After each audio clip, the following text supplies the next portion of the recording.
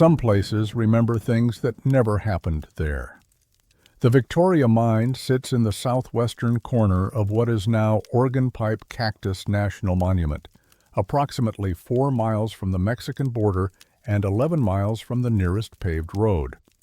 The mine was established in 1896 by the Victoria Copper Company, a small operation that extracted modest quantities of copper ore until 1912, when the vein ran dry and the company dissolved. For nearly 3 decades afterward, the site sat abandoned, a collection of weathered timber frames, a collapsed assay office, and a main shaft that dropped approximately 240 feet into the volcanic rock of the Sonoran Desert. The area surrounding the mine is characterized by what geologists call bajada terrain, sloping alluvial fans that spread from the base of the Puerto Blanco Mountains toward the flat desert floor. The landscape is dominated by organ pipe cacti, saguaros, and ironwood trees that have adapted to survive on less than 9 inches of rainfall per year. Temperatures in summer regularly exceed 110 degrees. In winter, they can drop below freezing at night. The mine was officially sealed by the Civilian Conservation Corps in 1941 as part of a broader effort to secure hazardous sites across the newly designated national monument. Workers installed a heavy timber barrier across the main shaft entrance and filled the first 30 feet with rubble and debris. According to CCC records, the job took 4 days and required 7 men. A small brass plaque was affixed to a nearby rock, warning visitors of the danger. The site was then removed from patrol routes and, for all practical purposes, forgotten. 12 years later, on the night of December 24, 1953, a family named Castillo, migrant farm workers traveling north from the town of Sonoita, Mexico, made camp approximately 300 yards from the sealed mine entrance. The family consisted of Hector Castillo, age 37, his wife Guadalupe, age 34, and their 3 children, Marisol, 11, Javier, 8, and an infant daughter whose name does not appear in subsequent reports. According to a statement Hector Castillo gave to a park ranger the following morning, the family had been walking for 2 days and stopped at the location because of a natural rock overhang that provided shelter from the wind. They built a small fire, ate a meal of dried beans and tortillas, and attempted to sleep.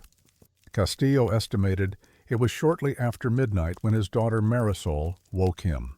She was sitting upright, staring toward the mine. When her father asked what was wrong, she said only, "The bells." Hector Castillo listened.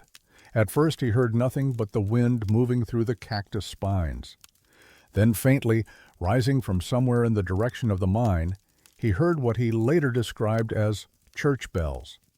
Not the random clanging of metal in wind, but a deliberate pattern, a sequence he recognized. The bells rang in the precise rhythm of the Catholic call to Christmas Mass. 3 slow tolls, a pause, then 3 more, then a longer sequence, 12 bells in succession, marking midnight. The sound was distant but unmistakable, seeming to rise from the ground itself rather than from any visible source. Guadalupe Castillo woke next, then the boy Javier.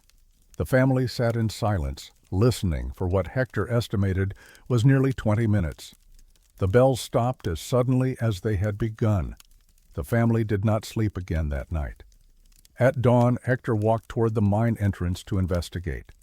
He found the timber barrier intact, undisturbed, but pooled on the flat rock directly in front of the sealed shaft, he discovered a quantity of fresh candle wax, white, still soft to the touch, as if it had been liquid only hours before. There were no footprints in the surrounding sand, no indication anyone had been there. The ranger who took Castillo's statement was a 26-year-old seasonal employee named Thomas Birdsong, a member of the Tohono O'odham Nation who had worked in the monument for 3 years. Birdsong drove to the Victoria mine site that afternoon to document the claim. In his report, filed December 26, 1953, he confirmed the presence of candle wax at the mine entrance and noted that the timber seal appeared undisturbed. He also recorded his own observation from approximately 4:15 that afternoon. Placed my ear against the timber barrier as instructed by Superintendent Hayes, Birdsong wrote. Heard nothing for several minutes. Then, what I can only describe as a faint humming or droning sound, very low, lasting perhaps 30 seconds, similar to the sound of many voices heard from a great distance. Did not hear bells or any recognizable pattern. Birdsong's report was forwarded to the regional office in Tucson, where it was logged and filed without further action. The Castillo family was not detained or questioned further. They continued north, as far as existing records can determine, and do not appear in any subsequent documentation. But Birdsong's report was not the end of the matter. In March of 1954, a geological survey team from the University of Arizona conducted routine mapping work in the Puerto Blanco Mountains. One member of that team, a graduate student named Eleanor Vance, requested permission to examine the Victoria mine site as part of her thesis research on abandoned copper operations in southern Arizona. Permission was granted. Vance spent 2 days at the site taking photographs and soil samples. In her personal journal, later donated to the university's Special Collections Archive, she made the following entry dated March 14th. Arrived at Victoria Mine at 0800. Timber seal is solid and shows no sign of tampering. However, noted significant quantity of white wax residue on rocks near entrance, more than reported in ranger documentation from December. Wax appears to have been deposited in multiple layers, suggesting repeated events. Asked local guide, an O'odham man named Leonard, about the site. He would not approach within 100 feet, said only that his grandmother called this place where the dead say Mass. Would not elaborate. Vance's thesis, completed in 1955, makes no mention of the candle wax or her guide's statement. The relevant pages of her field journal were photocopied by a university archivist in 1983. The original journal has since been reported as missing from the collection. The Park Service response to the 1953 incident was minimal but notable in its specificity. In January 1954, Superintendent Richard Hayes issued an internal memorandum designating the Victoria mine site as closed to all patrol and visitor access until further notice. The stated reason was structural instability, though no engineering assessment was conducted until 1967, 13 years later. That 1967 assessment, performed by a private contractor, concluded that the mine posed no significant hazard and recommended no changes to the existing seal.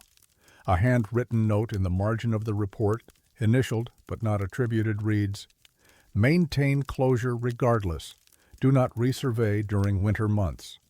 More unusual still is what happened in December of 1971, when a pair of bird watchers from Tucson, Harold Whitfield and his wife Constance, reported hearing what they described as choral music emanating from the ground near the Victoria mine at approximately 11:45 on the night of December 24th.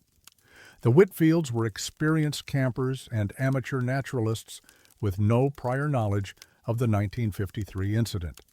Their account, submitted in writing to the Park Service, describes the sound as like a choir singing in Latin, very far away, as if coming from inside a cave. Harold Whitfield, a retired electrical engineer, attempted to record the sound using a portable tape recorder.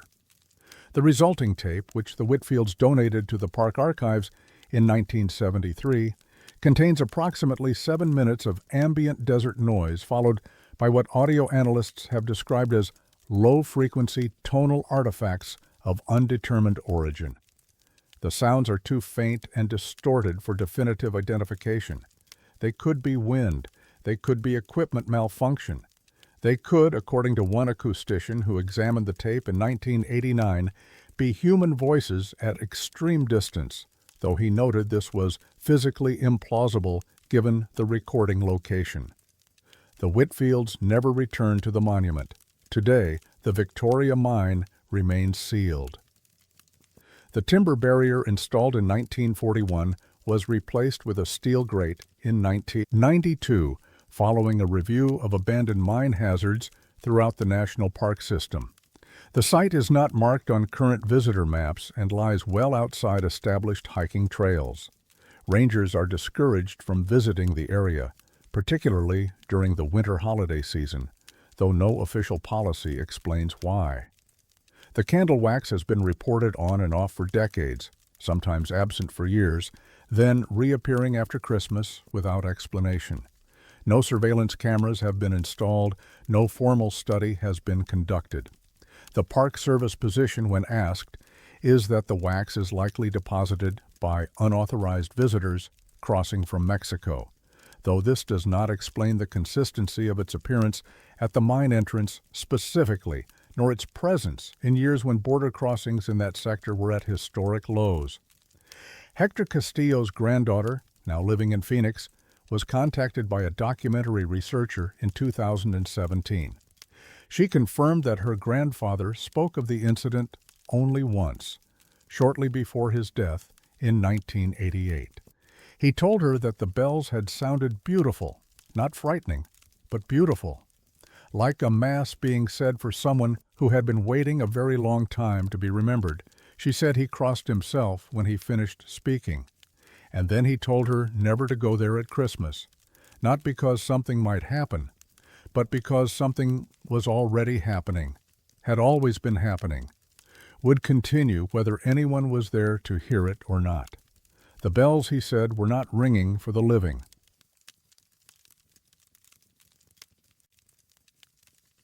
The water at Quito Baquito has been there for 10,000 years, and so, perhaps, has something else. Quito Baquito Springs lies in the extreme southwestern corner of Organ Pipe Cactus National Monument, less than 100 yards from the United States-Mexico border.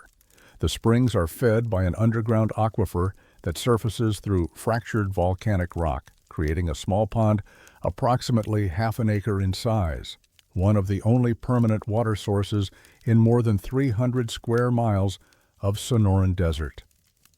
The name derives from the O'odham word for small spring, though the site has carried other names throughout its history. Spanish missionaries in the 1700s called it Agua Dulce. American surveyors in the 1850s marked it simply as Oasis. The springs have served as a critical waypoint for travelers for millennia. Archaeological evidence suggests continuous human habitation dating back at least 12,000 years. The Haya-said O'odham people, whose ancestral territory includes this region, consider the site sacred, though tribal representatives have declined to elaborate on its specific spiritual significance in public statements.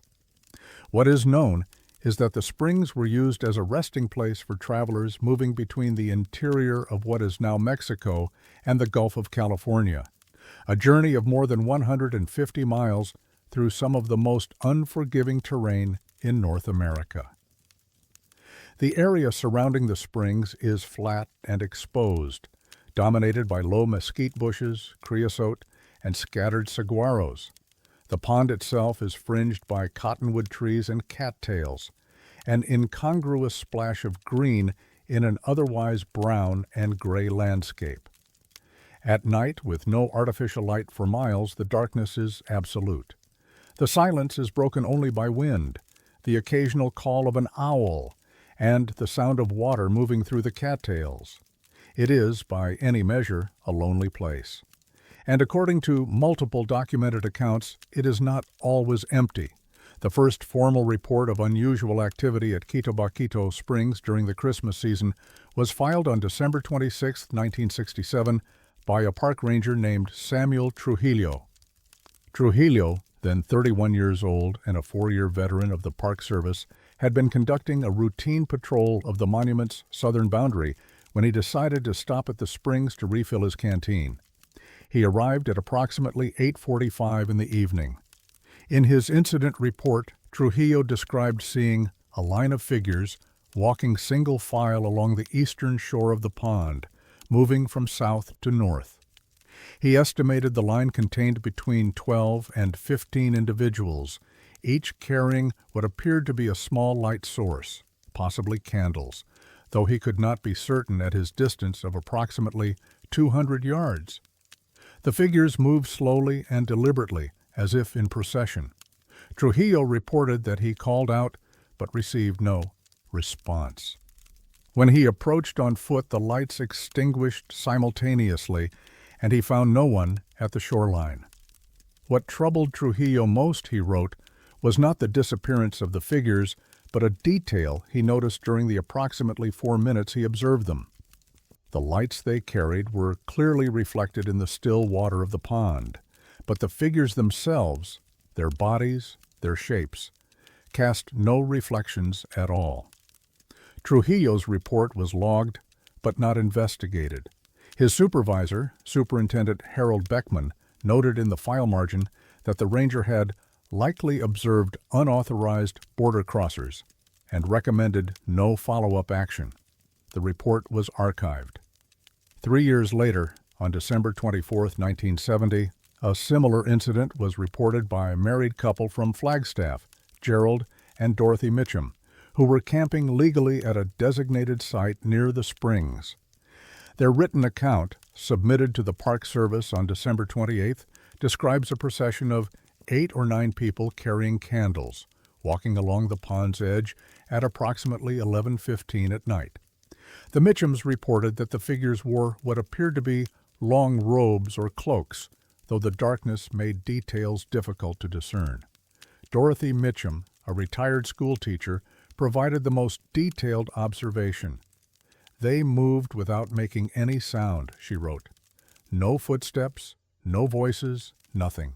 And when I looked at the water, I could see the candle flames reflected perfectly, like little stars on the surface.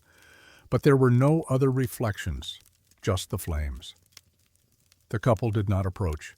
They remained in their tent until dawn.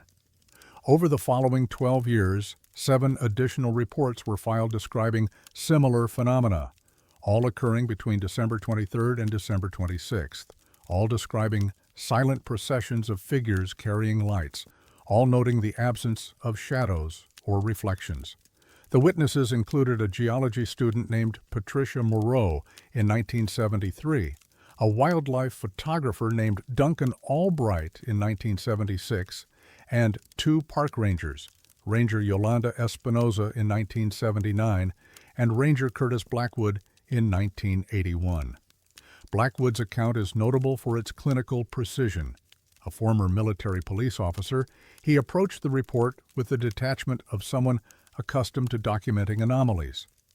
Observed approximately 14 individuals walking in single file along the northern shore of Quito Springs at 2300 hours, he wrote. Subjects carried small flame sources, possibly candles. No audible sound detected. Attempted radio contact with dispatch. Radio malfunction. Static only. Approached to within approximately 50 meters. Subjects were no longer visible upon arrival. No physical evidence of passage. No footprints. No wax residue. No disturbance of vegetation. Return to vehicle. Radio function. Restored at 23:22 hours. Blackwood added a handwritten note at the bottom of his report. "I have no explanation for what I observed. I am certain of what I saw. I am equally certain I do not wish to see it again." The Park Service response to these accumulating reports followed a pattern that might be characterized as selective silence. No formal investigation was ever initiated. No scientific study was commissioned. However, internal correspondence obtained through a Freedom of Information Act request in 2014 reveals that the issue was discussed at the regional level on at least 3 occasions.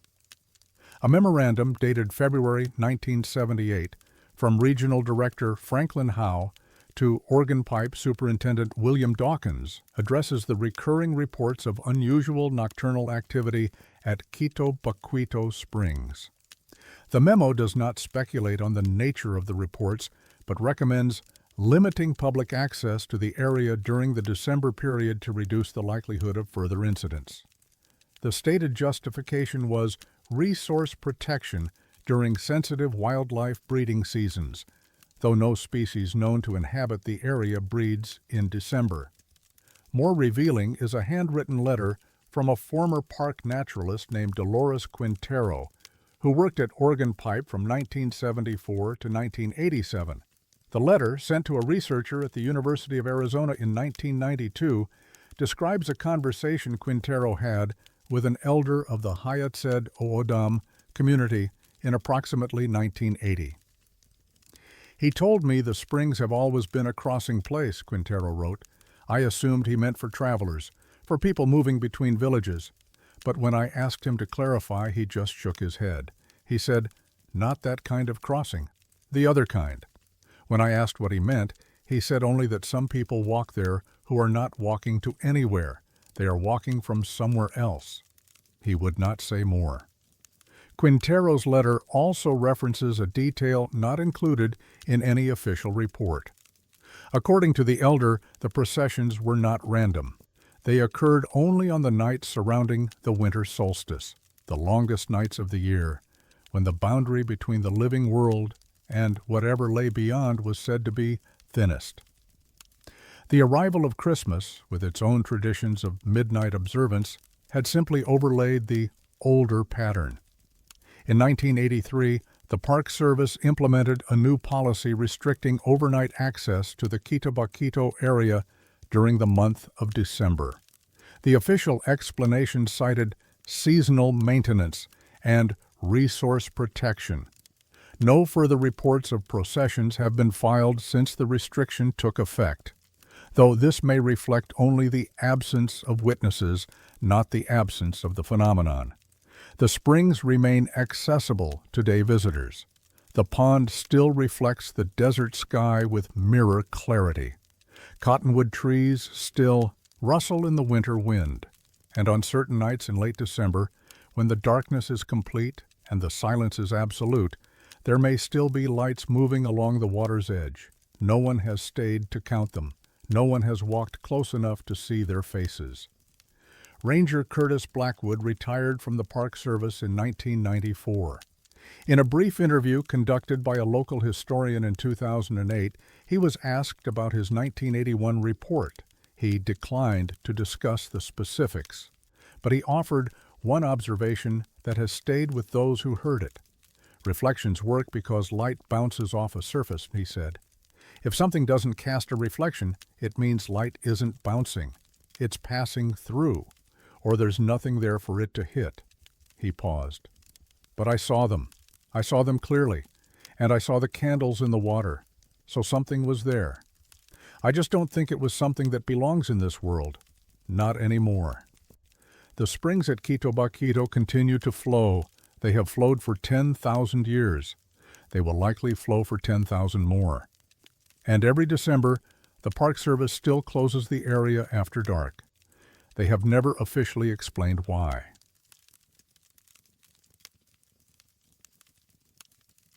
Some signals travel farther than the distance between towers. The Growler Mountains rise along the western edge of Organ Pipe Cactus National Monument, a jagged volcanic range that separates the monument from the Barry M. Goldwater Air Force Range to the north. The terrain is among the most remote in the continental United States. Miles of rocky bajadas, dry washes, and creosote flats, where summer temperatures regularly exceed 115 degrees. The nearest town of any size is Ajo, a former copper mining community of approximately 3,000 residents, located roughly 25 miles to the northeast. In 1971, Ajo was a town in transition. The new Cornelia mine, which had sustained the local economy for decades, was beginning its long decline toward closure in 1985. Many residents had already left. Those who remained were a mix of retirees, mining families, and a small but dedicated community of amateur radio enthusiasts who found the area's isolation ideal for their hobby. The lack of urban interference and the clear desert air made for exceptional signal propagation, particularly during the winter months when atmospheric conditions were most favorable. Among these enthusiasts was a man named Raymond Ostrowski, a 63-year-old retired electrical engineer who had moved to Ajo from Cleveland in 1968. Ostrowski operated a modest ham radio station from a converted shed behind his house on the town's western edge. His call sign was W7RQO. According to neighbors who knew him, he spent most evenings scanning frequencies, logging contacts, and occasionally participating in emergency communication drills organized by the local Civil Defense Office. On the night of December 24, 1971, Ostrowski was monitoring a frequency he should not have been able to hear. The frequency in question, 163.125 MHz, was assigned exclusively to the United States Border Patrol for tactical communications in the Ajo sector. Civilian access to federal law enforcement frequencies was prohibited under FCC regulations, and Ostrowski's equipment was not configured to receive transmissions in that range. Yet, according to his detailed log, at approximately 11:47 that evening, his receiver began picking up a clear signal on that exact frequency. The transmission was not a Border Patrol communication. It was a child's voice, young, possibly between 6 and 10 years old, singing Silent Night in a language Ostrowski did not recognize. Ostrowski recorded approximately 4 minutes and 30 seconds of the transmission on a reel-to-reel tape deck he kept connected to his receiver for logging unusual signals. The recording captured the child's voice with remarkable clarity, despite the apparent impossibility of its origin. There was no static, no fade, no indication of distance or interference. The voice sounded close, as if the child were in the same room as the microphone. The song ended at the 11:51 mark. The frequency went silent. Ostrowski noted in his log that he attempted to contact the source using standard hailing protocols, but received no response. He also noted, and this detail would prove significant, that during the 4 minutes the transmission was active, all other frequencies on his receiver went completely dead. No static, no background noise, nothing but the child's voice. The following morning, Ostrowski contacted the FCC field office in Phoenix to report the incident. He also reached out to a linguistics professor at the University of Arizona named Dr. Margaret Taliaferro, who specialized in indigenous languages of the American Southwest. After listening to a copy of the tape, Dr. Taliaferro confirmed that the language was O'odham, the native tongue of the Tohono O'odham and Hyacid O'odham peoples, whose ancestral lands encompass the Ajo area and much of what is now Organ Pipe Cactus National Monument. Dr. Taliaferro's assessment, included in a letter to Ostrowski, dated January 8, 1972, noted several unusual aspects of the recording. The pronunciation is archaic, she wrote. Several vowel sounds and consonant clusters are consistent with O'odham as it was spoken in the late 19th century, not the modern dialect currently in use. I would estimate the style of speech to be at least 70 to 80 years out of date.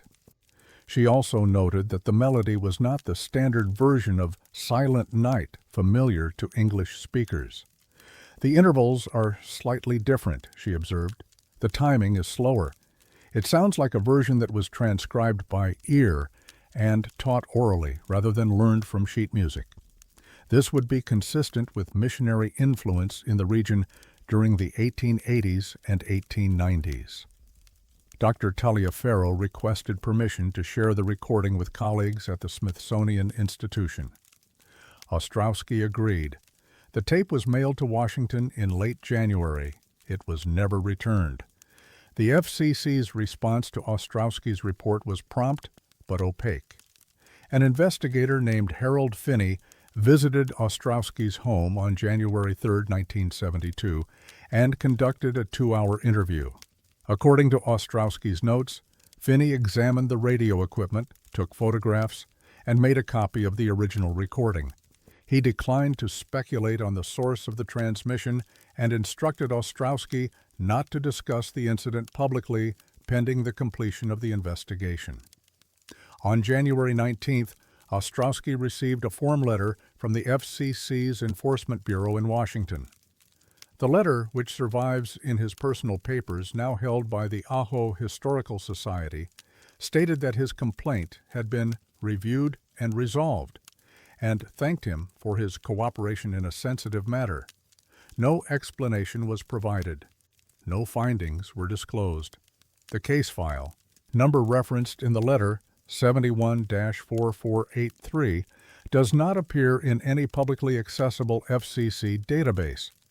More troubling still is the record of the frequency itself. According to Border Patrol logs obtained through a Freedom of Information Act request in 2003, no transmissions were made on 163.125 MHz in the Ajo sector on December 24, 1971. The frequency was listed as inactive for the entire holiday period due to reduced staffing. Yet Ostrowski's equipment clearly received a signal on that frequency, a signal that, by all technical measures, should not have existed.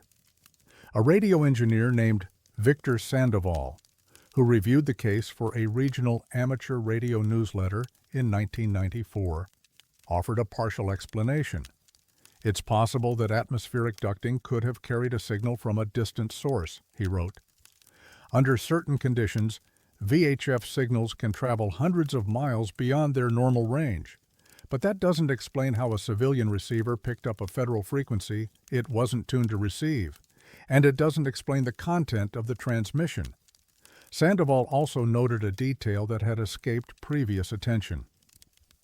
The Growler Mountains, which lie between Ajo and the monument, contain significant deposits of magnetite, a naturally occurring iron oxide that can interfere with radio signals and compass readings. Some researchers have speculated that the magnetic anomalies in the region might create unusual propagation effects, though no formal study has ever been conducted. Local residents offered a different perspective.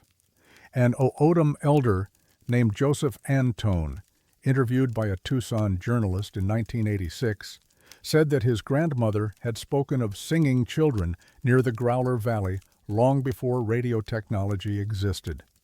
She said they were the ones who didn't make it, Antone recalled, the children who died on the crossing, before the border was a border, before there were fences or patrol trucks. She said they still sing sometimes at Christmas because that's when the missionaries taught them to sing. Antone declined to elaborate on the story's origins or its connection to specific locations. When asked if he believed the transmission Ostrowski recorded was related to the legend, he said only, "Signals don't care about frequencies, they care about being heard." Raymond Ostrowski died in 1989. His radio equipment was donated to a local museum where it remains on display. The original reel-to-reel recording of the Christmas Eve transmission has never been recovered. The copy made by FCC investigator Harold Finney was reportedly transferred to an archive facility in Virginia. Its current location is unknown. Dr. Margaret Taliaferro's copy, sent to the Smithsonian, does not appear in the institution's catalog. What remains is Ostrowski's meticulous log, preserved in his own handwriting, the frequency, the time, the duration, and a single notation at the bottom of the page, underlined twice. Child singing, O'odham. Silent night, clear signal, no source identified, no static, no fade. Voice sounded close, too close. The Growler Mountains still rise along the western edge of the monument. The magnetite still disrupts compass needles and radio signals, and on certain nights in late December, when the air is cold and the desert is silent, amateur radio operators in the Ajo area have reported brief anomalies on federal frequencies, fragments of sound that might be static, might be interference, might be nothing at all. None of them have recorded anything since 1971, but some of them have stopped listening during Christmas week. They say the silence is easier than the alternative.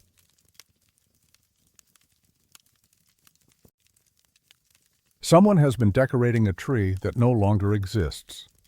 Sanita Basin lies in the southern reaches of Organ Pipe Cactus National Monument, approximately 6 miles north of the Mexican border and accessible only by a rugged dirt road that becomes impassable after heavy rains. The basin is named for the Sanita cactus, a rare columnar species found in only 2 locations in the United States, here and in a small section of the Ajo Mountains to the east. The Sanita is distinguished by its gray, bristly appearance and its habit of blooming only at night, producing pale pink flowers that open after sunset and wilt by morning. The terrain surrounding the basin is characterized by rocky volcanic soil, sparse vegetation, and a network of shallow arroyos that channel seasonal runoff toward the valley floor. Summer temperatures routinely exceed 110 degrees. Winter nights can drop below freezing. The area receives fewer than 8 inches of rainfall annually, making it one of the driest regions in North America. Human visitation is rare. The basin lies well off established hiking trails, and the Park Service has never developed facilities or designated camping areas in the vicinity. The isolation is intentional. The Sanita cactus is classified as a species of concern, and the Park Service has maintained a policy of minimal intervention since the monument's establishment in 1937. Research access is granted only to credentialed scientists conducting approved surveys. The last comprehensive census of the Sanita population was completed in 1983. The next was scheduled for 1988. Dr. Rebecca Halverson arrived at Organ Pipe Cactus National Monument on December 19, 1988. A wildlife biologist from Northern Arizona University, she had been contracted to update the monument's botanical inventory as part of a broader biodiversity assessment funded by the National Park Service. Her primary focus was the Sanita population in the southern basin, specifically documenting any changes in distribution, health, or reproductive success since the previous survey. Halverson worked alone, as was common for field researchers at the time. She drove a Park Service truck to the end of the maintained road and hiked the remaining 4 miles to the basin floor, carrying survey equipment, water, and supplies for a 3-day excursion. She established a small camp near a dry wash and began systematic transects of the cactus population on the morning of December 20th. Her field notes from the first 2 days are unremarkable: species, counts, GPS coordinates, photographs of individual specimens. On the morning of December 22nd, she documented an anomaly that would alter the course of her career. At approximately 9:15, while surveying a cluster of mature sanitas in the basin's northeastern quadrant, Halverson encountered a single cactus that appeared to be decorated for Christmas. 17 wooden ornaments hung from its arms, suspended by lengths of what she described as aged twine or natural fiber. The ornaments were carved in simple shapes: stars, circles, crosses, and what appeared to be stylized birds. Each was approximately 2 to 3 inches in diameter and showed significant weathering consistent with prolonged outdoor exposure. Halverson photographed the cactus from multiple angles and carefully examined several of the ornaments without removing them from the plant. On the back of each ornament, she found a date carved into the wood. The dates ranged from 1891 to 1987. They were not consecutive. There were gaps of 3, 7, even 12 years between some entries, but they were sequential, and the most recent, 1987, had been carved within the past year, based on the freshness of the cuts. In her field notes, Halverson recorded her immediate observations with clinical precision. Ornaments appear hand-carved, possibly from local mesquite or ironwood. Dates span 96 years. No indication of how ornaments were placed or by whom.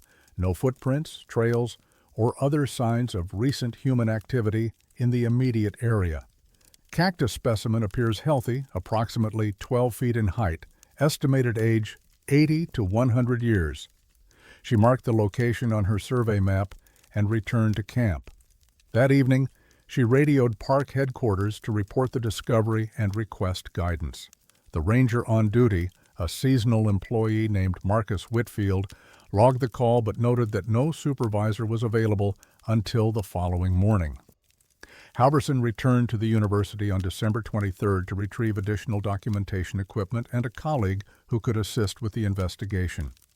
She arrived back at the basin on December 26th, accompanied by Dr. Thomas Linares, a botanist specializing in Sonoran desert flora. The cactus was no longer there, or rather, it was there, but it was not the same. The specimen Halverson had photographed, documented, and marked on her map was now a desiccated husk. The arms had collapsed inward. The tissue was gray and brittle, clearly dead.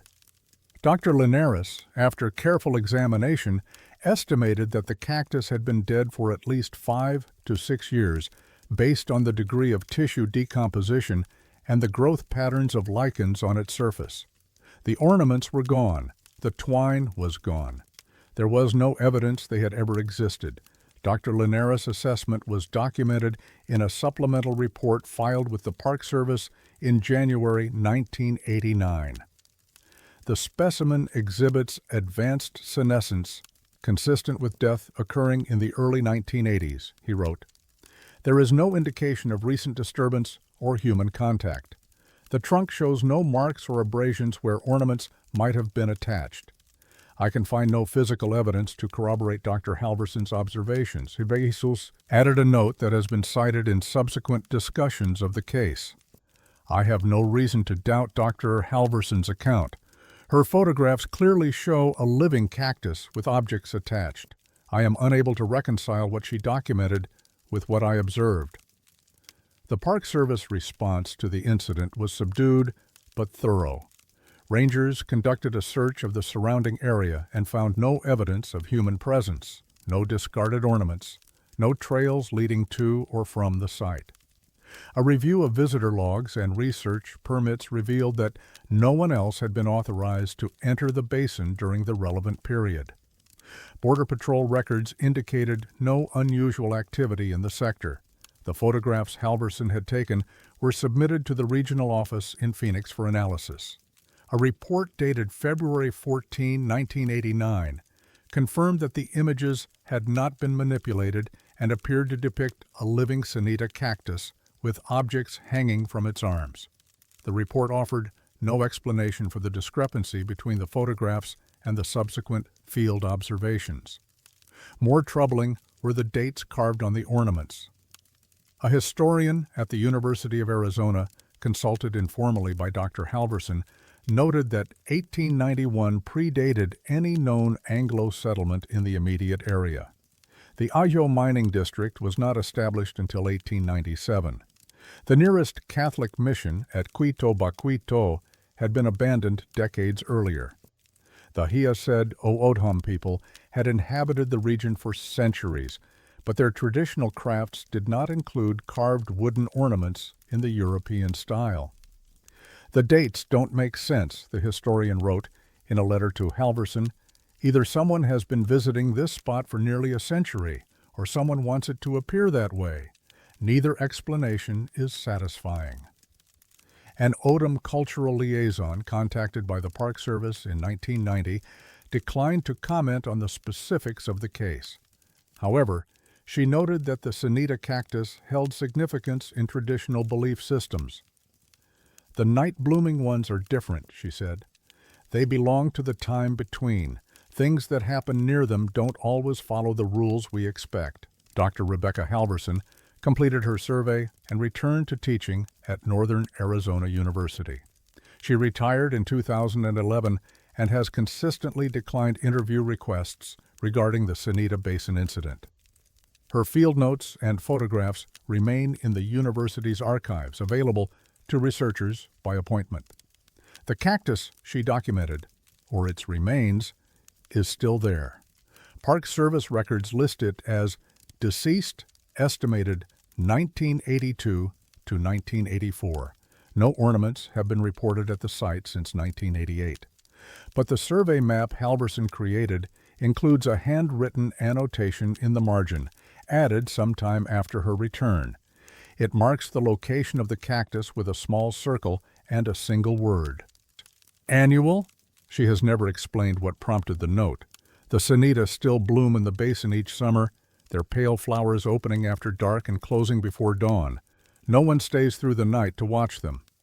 The Park Service has never explained why the area remains closed to overnight camping, citing only resource protection concerns. December comes every year. The basin remains silent, and somewhere in the archives, 17 photographs show ornaments that hung from a tree that was already dead, dated by hands that began their work more than a century ago and may not have finished. The oldest ornament read 1891, the newest read 1987. If the pattern holds, someone should have added another by now. But no one has looked. Perhaps no one wants to know what they would find.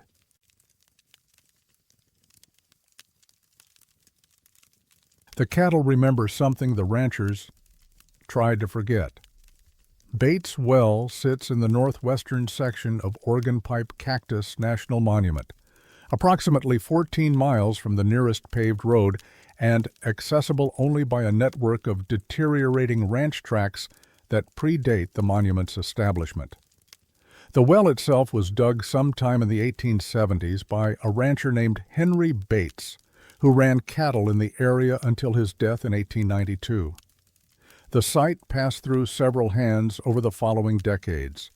The Orozco family from 1895 to 1923, the Blankenship operation from 1923 to 1941, and finally the Gray family, who maintained grazing rights until the land was fully incorporated into the National Monument in 1957.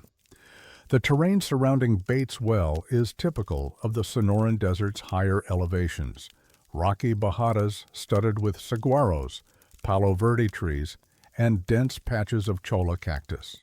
The well draws from an underground aquifer that has provided reliable water for more than a century, making it one of the few permanent water sources in an area where summer temperatures regularly exceed 110 degrees. For ranchers working the remote western sections of what was once open range, Bates Well was essential infrastructure, a gathering point for cattle, a campsite for cowboys, and a way station for anyone traveling between Ajo and the border settlements to the south. It was also, according to those who worked there, a place with rules. The tradition appears to have originated with the Orozco family, though its precise origins are unclear. What is known comes primarily from oral histories collected by a University of Arizona folklorist named Dr. Pauline Redfern in 1974 as part of a broader study of ranching culture in southern Arizona. Redfern interviewed 11 former residents of the Ajo area, including 3 individuals who had worked cattle at Bates Well during the 1930s and 40s. The accounts were remarkably consistent.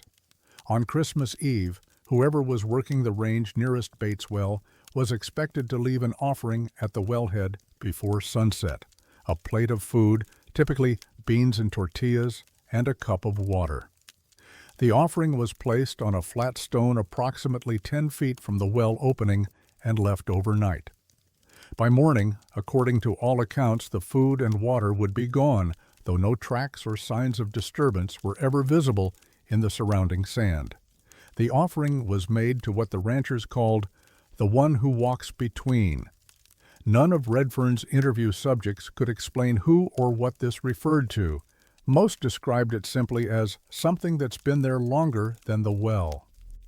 One man, a former ranch hand named Esteban Murrieta, said his father had told him it was a traveler who never arrived. Another, a woman named Consuelo Grijalva, who had cooked for the Blankenship outfit in the 1930s, called it The one who is always thirsty. What happened when the offering was forgotten is where the accounts become more troubling. The most detailed testimony came from a man named Robert Farnsworth, who worked as a ranch hand for the Gray family from 1948 to 1955. Farnsworth, 71 years old at the time of his interview, described an incident that occurred on Christmas morning, 1951. "We'd had a hard December," Farnsworth told Dr. Redfern. "Lost 3 head to mountain lions earlier in the month, spent most of the week before Christmas tracking strays up in the Ajos.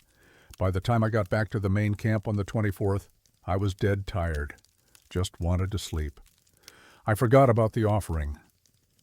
Farnsworth rode out to Bates Well the following morning to check the water levels. What he found stopped him at the edge of the clearing. The cattle, maybe 40 head, were standing in a circle around the well. Perfect circle, like someone had measured it out with a rope. Every one of them facing inward toward the wellhead, not moving, not making a sound, just standing there staring at the well. Farnsworth estimated he watched the cattle for nearly 20 minutes. They did not graze, did not shift position, did not respond when he called out or approached on horseback. His horse, he noted, refused to enter the clearing, becoming increasingly agitated the closer they got. "I finally gave up and rode back to camp, told Mr. Gray what I'd seen. He didn't say anything, just nodded like he'd heard it before. We rode back out around 4 in the afternoon, just before sunset. The cattle were scattered across the range like nothing had happened, grazing normal, but the grass inside that circle where they'd been standing, it was dead. Brown and dry, like it had been burned, even though there wasn't any sign of fire." Farnsworth made the offering every Christmas Eve for the remainder of his time at the ranch. He never forgot again. The Park Service's involvement with Bates Well began in earnest after 1957, when the Gray family's grazing permit was terminated and the land was fully integrated into Organ Pipe Cactus National Monument. The transition was not smooth. The Gray family contested the permit termination for nearly 3 years, but by 1960, all cattle had been removed from the area and the old ranch infrastructure began its slow decay. What makes the Farnsworth account significant is that it aligns with a Park Service incident report filed on December 26, 1957, the first Christmas after the monument assumed full control of the land. The report was authored by Ranger Theodore Kaplan, who had been assigned to patrol the Bates Well sector as part of routine boundary enforcement. Kaplan's report, preserved in the National Park Service archives in Denver, describes finding approximately 30 to 35 wild burros arranged in a circular formation around the Bates Well site at 07:15 hours on December 25th. The burros, descendants of animals abandoned by miners and ranchers decades earlier, were standing motionless and facing the well. Kaplan noted that he observed the animals for approximately 45 minutes, and that they did not move during that time. He also noted that his radio experienced significant interference while in the immediate vicinity of the well, though the equipment functioned normally elsewhere along his patrol route. Kaplan's report includes a detail that does not appear in any of the rancher accounts. In the final paragraph, he wrote, "Observed what appeared to be a plate and cup on the flat stone near the well opening. Items were empty. Did not investigate further as the behavior of the animals was concerning. Return to station. Recommend follow-up survey of site." No follow-up survey was ever conducted, or at least none appears in the official record. Kaplan was transferred to Saguaro National Monument in February 1958, less than 2 months after filing his report. His personnel file contains no explanation for the transfer. Dr. Redfern's folklore study was completed in 1975 and submitted to the Arizona State Museum, where it remains in the permanent collection. Her findings regarding Bates Well were not included in the published version of her research, which focused primarily on economic aspects of ranching life. In a letter to a colleague dated March 1976, She explained the omission. "I found the Bates Well material compelling, but ultimately decided it fell outside the scope of the project," she wrote.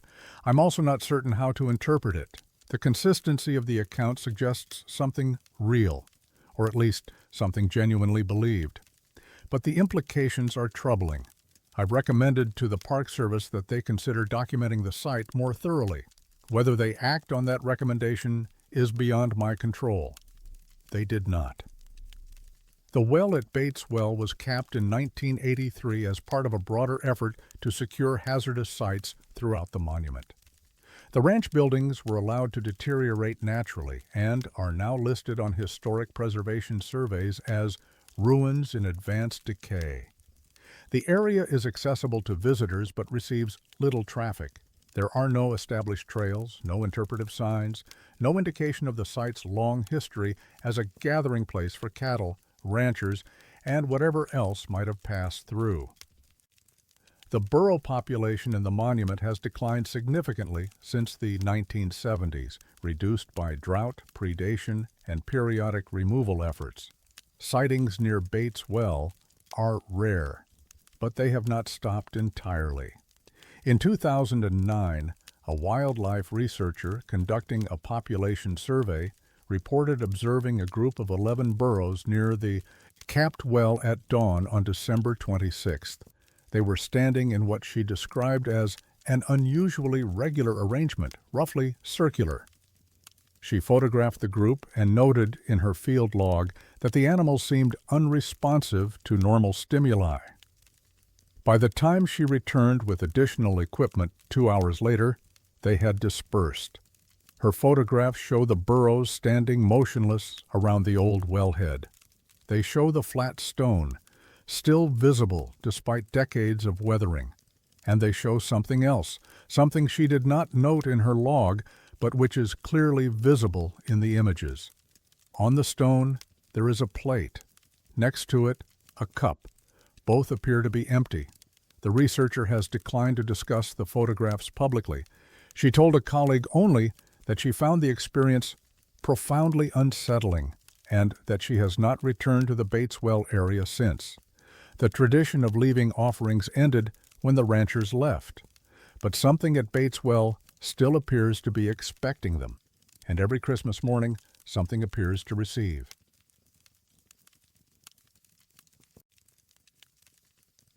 The counting never stops. It only starts again. Arch Canyon cuts through the southeastern edge of Organ Pipe Cactus National Monument, a narrow drainage channel carved into volcanic tuff over millions of years of intermittent flooding. The canyon's most notable feature is a natural arch formation approximately 40 feet in height and 60 feet in span, created by differential erosion of the softer rock layers beneath a cap of more resistant basalt. The arch is visible from the Ayo Mountain Drive during certain times of year, though reaching it on foot requires a cross-country hike of nearly 7 miles through unmarked terrain. The geology of the area is complex. The volcanic rocks that form the canyon walls date to the Miocene epoch, roughly 15 to 20 million years ago, when the region experienced intense volcanic activity. Layers of ash, pumice, and solidified lava are stacked in irregular bands, creating a striated appearance that shifts color depending on the angle of sunlight. The rock is porous in places, honeycombed with small cavities and vesicles where gases escaped during cooling. These cavities can create unusual acoustic effects, sounds that echo strangely, seem to come from unexpected directions, or persist longer than they should. The Hyacid Ooredam, whose ancestral territory includes this region, have long avoided the canyon.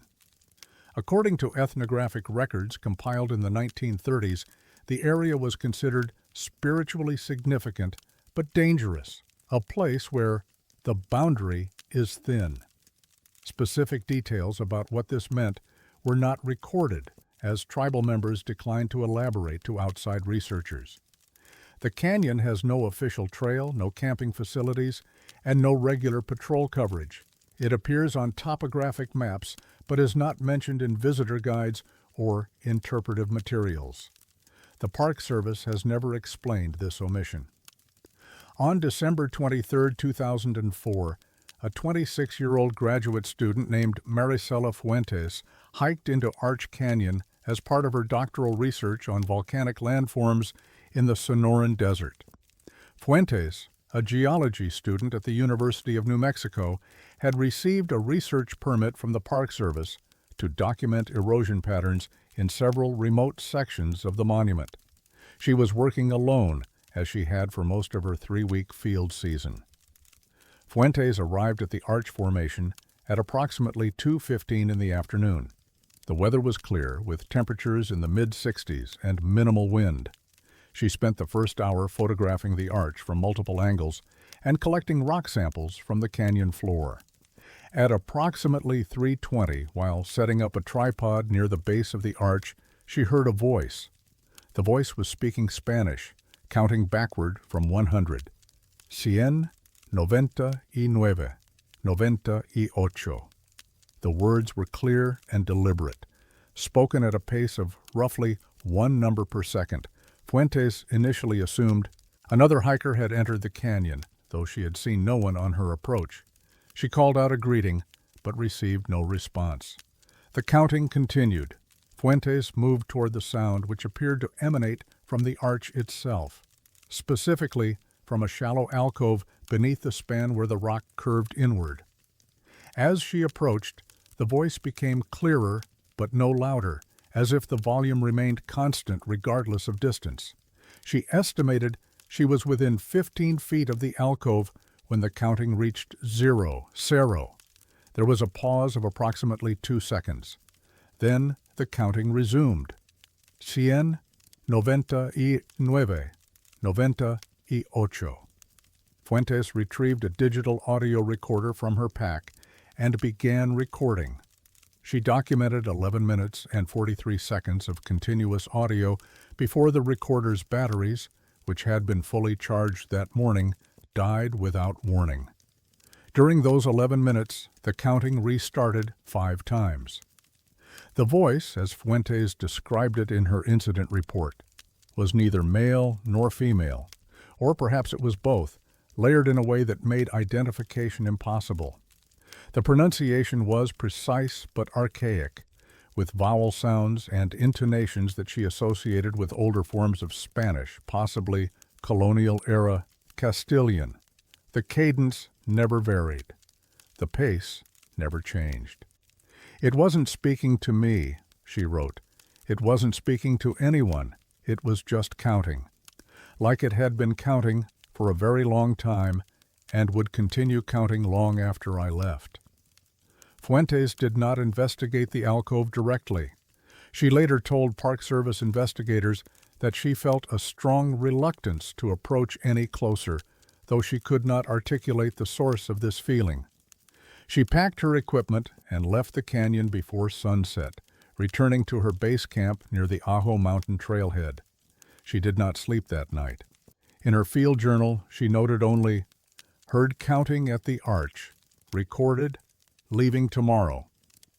The audio recording was analyzed by Dr. Kenneth Holbrook, an acoustic physicist at the University of Arizona, in January 2005. His findings were included in a technical report submitted to the Park Service and subsequently obtained through a Freedom of Information Act request in 2012. Dr. Holbrook's analysis identified several anomalies in the recording. The voice exhibited acoustic properties inconsistent with sound, originating from an external source and propagating through open air. Specifically, the frequency distribution and decay patterns suggested that the sound was emerging from within a solid medium, the rock itself, rather than from a speaker or human vocal apparatus located in the canyon. The waveform characteristics are consistent with sound conducted through stone, Holbrook wrote. This would typically indicate that the source is embedded within the rock structure or that the sound is being generated by some form of resonance within the rock's internal cavities. However, I am not aware of any natural phenomenon that would produce articulate human speech in this manner. Holbrook also noted that the recording contained no ambient sound, no wind, no bird calls, no footsteps, nothing to indicate that the recorder was operating in an outdoor environment. The voice was the only sound present on the tape. "This is difficult to explain," he concluded. Either the recorder was malfunctioning in a way that selectively eliminated environmental noise while preserving the voice, or the recording conditions were unlike any I have encountered in my research. The Park Service response to Fuentes' report was minimal. A ranger visited Arch Canyon on December 28, 2004, and spent approximately 2 hours at the site. His report indicates that he heard nothing unusual and observed no evidence of human activity. He noted that the acoustic properties of the canyon were unremarkable and speculated that Fuentes may have heard an echo of her own voice or the voice of a distant hiker distorted by the rock walls.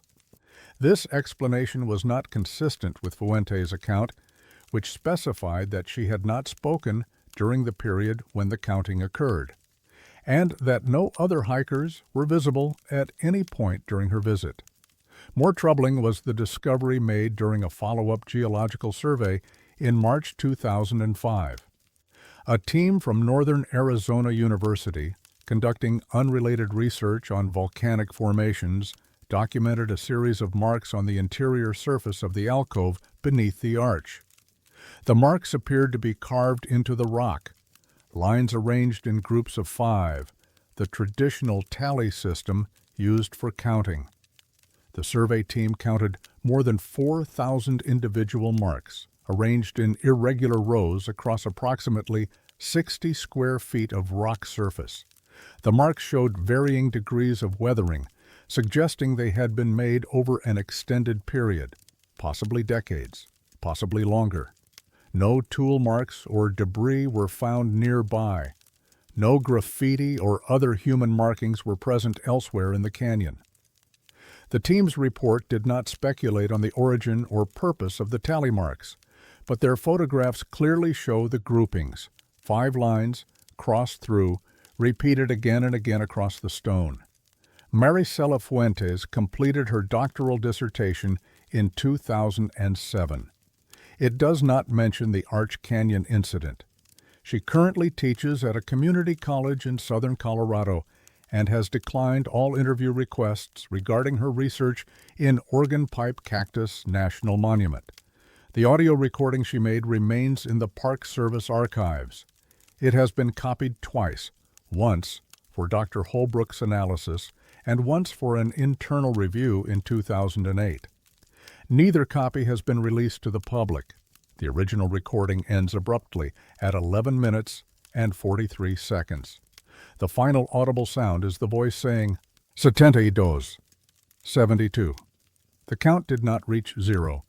It was still going when the recorder stopped, and somewhere in the stone beneath the arch, carved into rock that has stood for 15 million years, the tallies continue, line after line after line, counting something that no one has ever seen, counting something that may still be there, counting something that may never stop.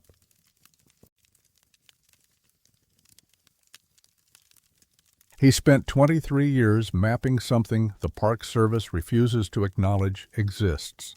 The Alamo Canyon Ranger Station sits at the end of a 5-mile dirt road in the northeastern section of Organ Pipe Cactus National Monument, tucked into a narrow wash where seasonal floods have carved deep channels into the volcanic bedrock. The station was constructed in 1954 as a forward outpost for fire monitoring and boundary patrol, one of 3 such facilities built during the monument's early expansion period. Unlike the others, which were decommissioned or converted to storage by the 1980s, the Alamo Canyon Station remained occupied by a single resident ranger until 1993. The terrain surrounding the station is rugged and remote. The Ajo Mountains rise to the south, their peaks reaching nearly 5,000 feet above the desert floor.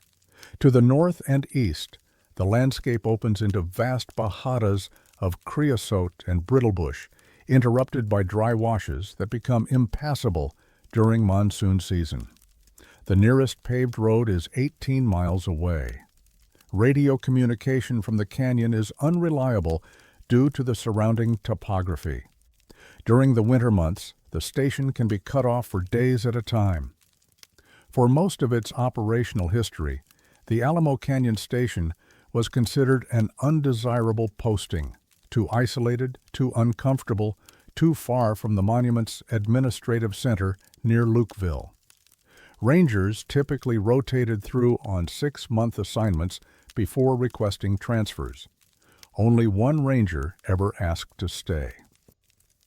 David Orozco arrived at Organ Pipe Cactus National Monument in the spring of 1969, a 24-year-old seasonal employee fresh from 2 years of forestry work in the Pacific Northwest. Within his first year, he requested assignment to the Alamo Canyon Station. Within 3 years, he had made it his permanent post. He would remain there by choice for the next 23 years, longer than any ranger had occupied a single backcountry station in the monument's history. Colleagues described Orozco as private, methodical, and deeply attached to the landscape he patrolled. He rarely visited the main headquarters, preferring to submit his reports by mail rather than in person. He took his leave days sparingly and spent most of them hiking alone in the surrounding mountains. When asked why he never sought promotion or transfer, he reportedly said only that he hadn't finished yet. No one knew what he meant. On December 14, 1992, Orozco failed to respond to a routine radio check. A maintenance crew dispatched to the station the following morning found him collapsed on the floor of his cabin. The county medical examiner determined he had died of a massive heart attack sometime during the night of December 13th. He was 47 years old. The initial cleanup of Orozco's cabin was conducted by 2 rangers from the headquarters staff, Patricia Kendrick and Thomas Yazzie. Their task was to inventory government property, secure any sensitive materials, and prepare the facility for the next occupant. What they found in the cabin's main room gave them pause. Pinned to the wall above Orozco's desk was a hand-drawn map of the monument, rendered in meticulous detail on a sheet of drafting paper approximately 3 feet by 4 feet. The map showed the monument's boundaries, major roads, trails, and topographic features with professional accuracy. But it also showed something else. 14 locations were marked with small red circles scattered across the monument's interior. Next to each circle, Orozco had written a year, 1971, 1974, 1977, and so on, at irregular intervals through 1991. Beneath each year was a single word, written in careful block letters, returned. Ranger Kendrick photographed the map before removing it from the wall. In her incident report, filed December 17th, she noted that the 14 marked locations did not correspond to any known trails, campsites, historical sites, or points of interest in the monument's official records.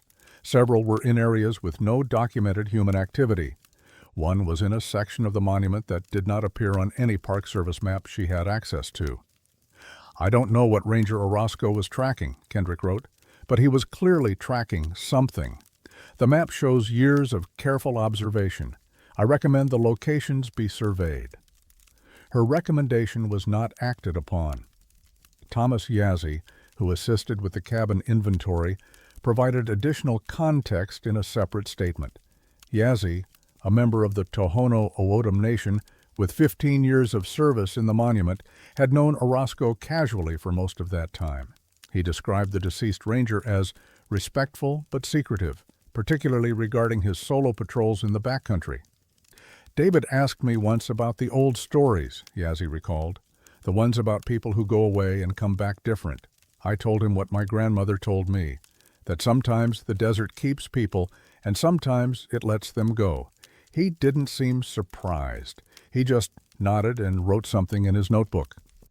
Yazzie also noted that Orozco had asked him, on at least 3 occasions, whether the O'odham had specific names for certain locations in the monument, locations that did not appear on official maps. He showed me coordinates once. I didn't recognize the place. I told him my people don't go there. He asked why. I said I didn't know. That was the truth. The most significant piece of evidence recovered from the cabin was never officially cataloged.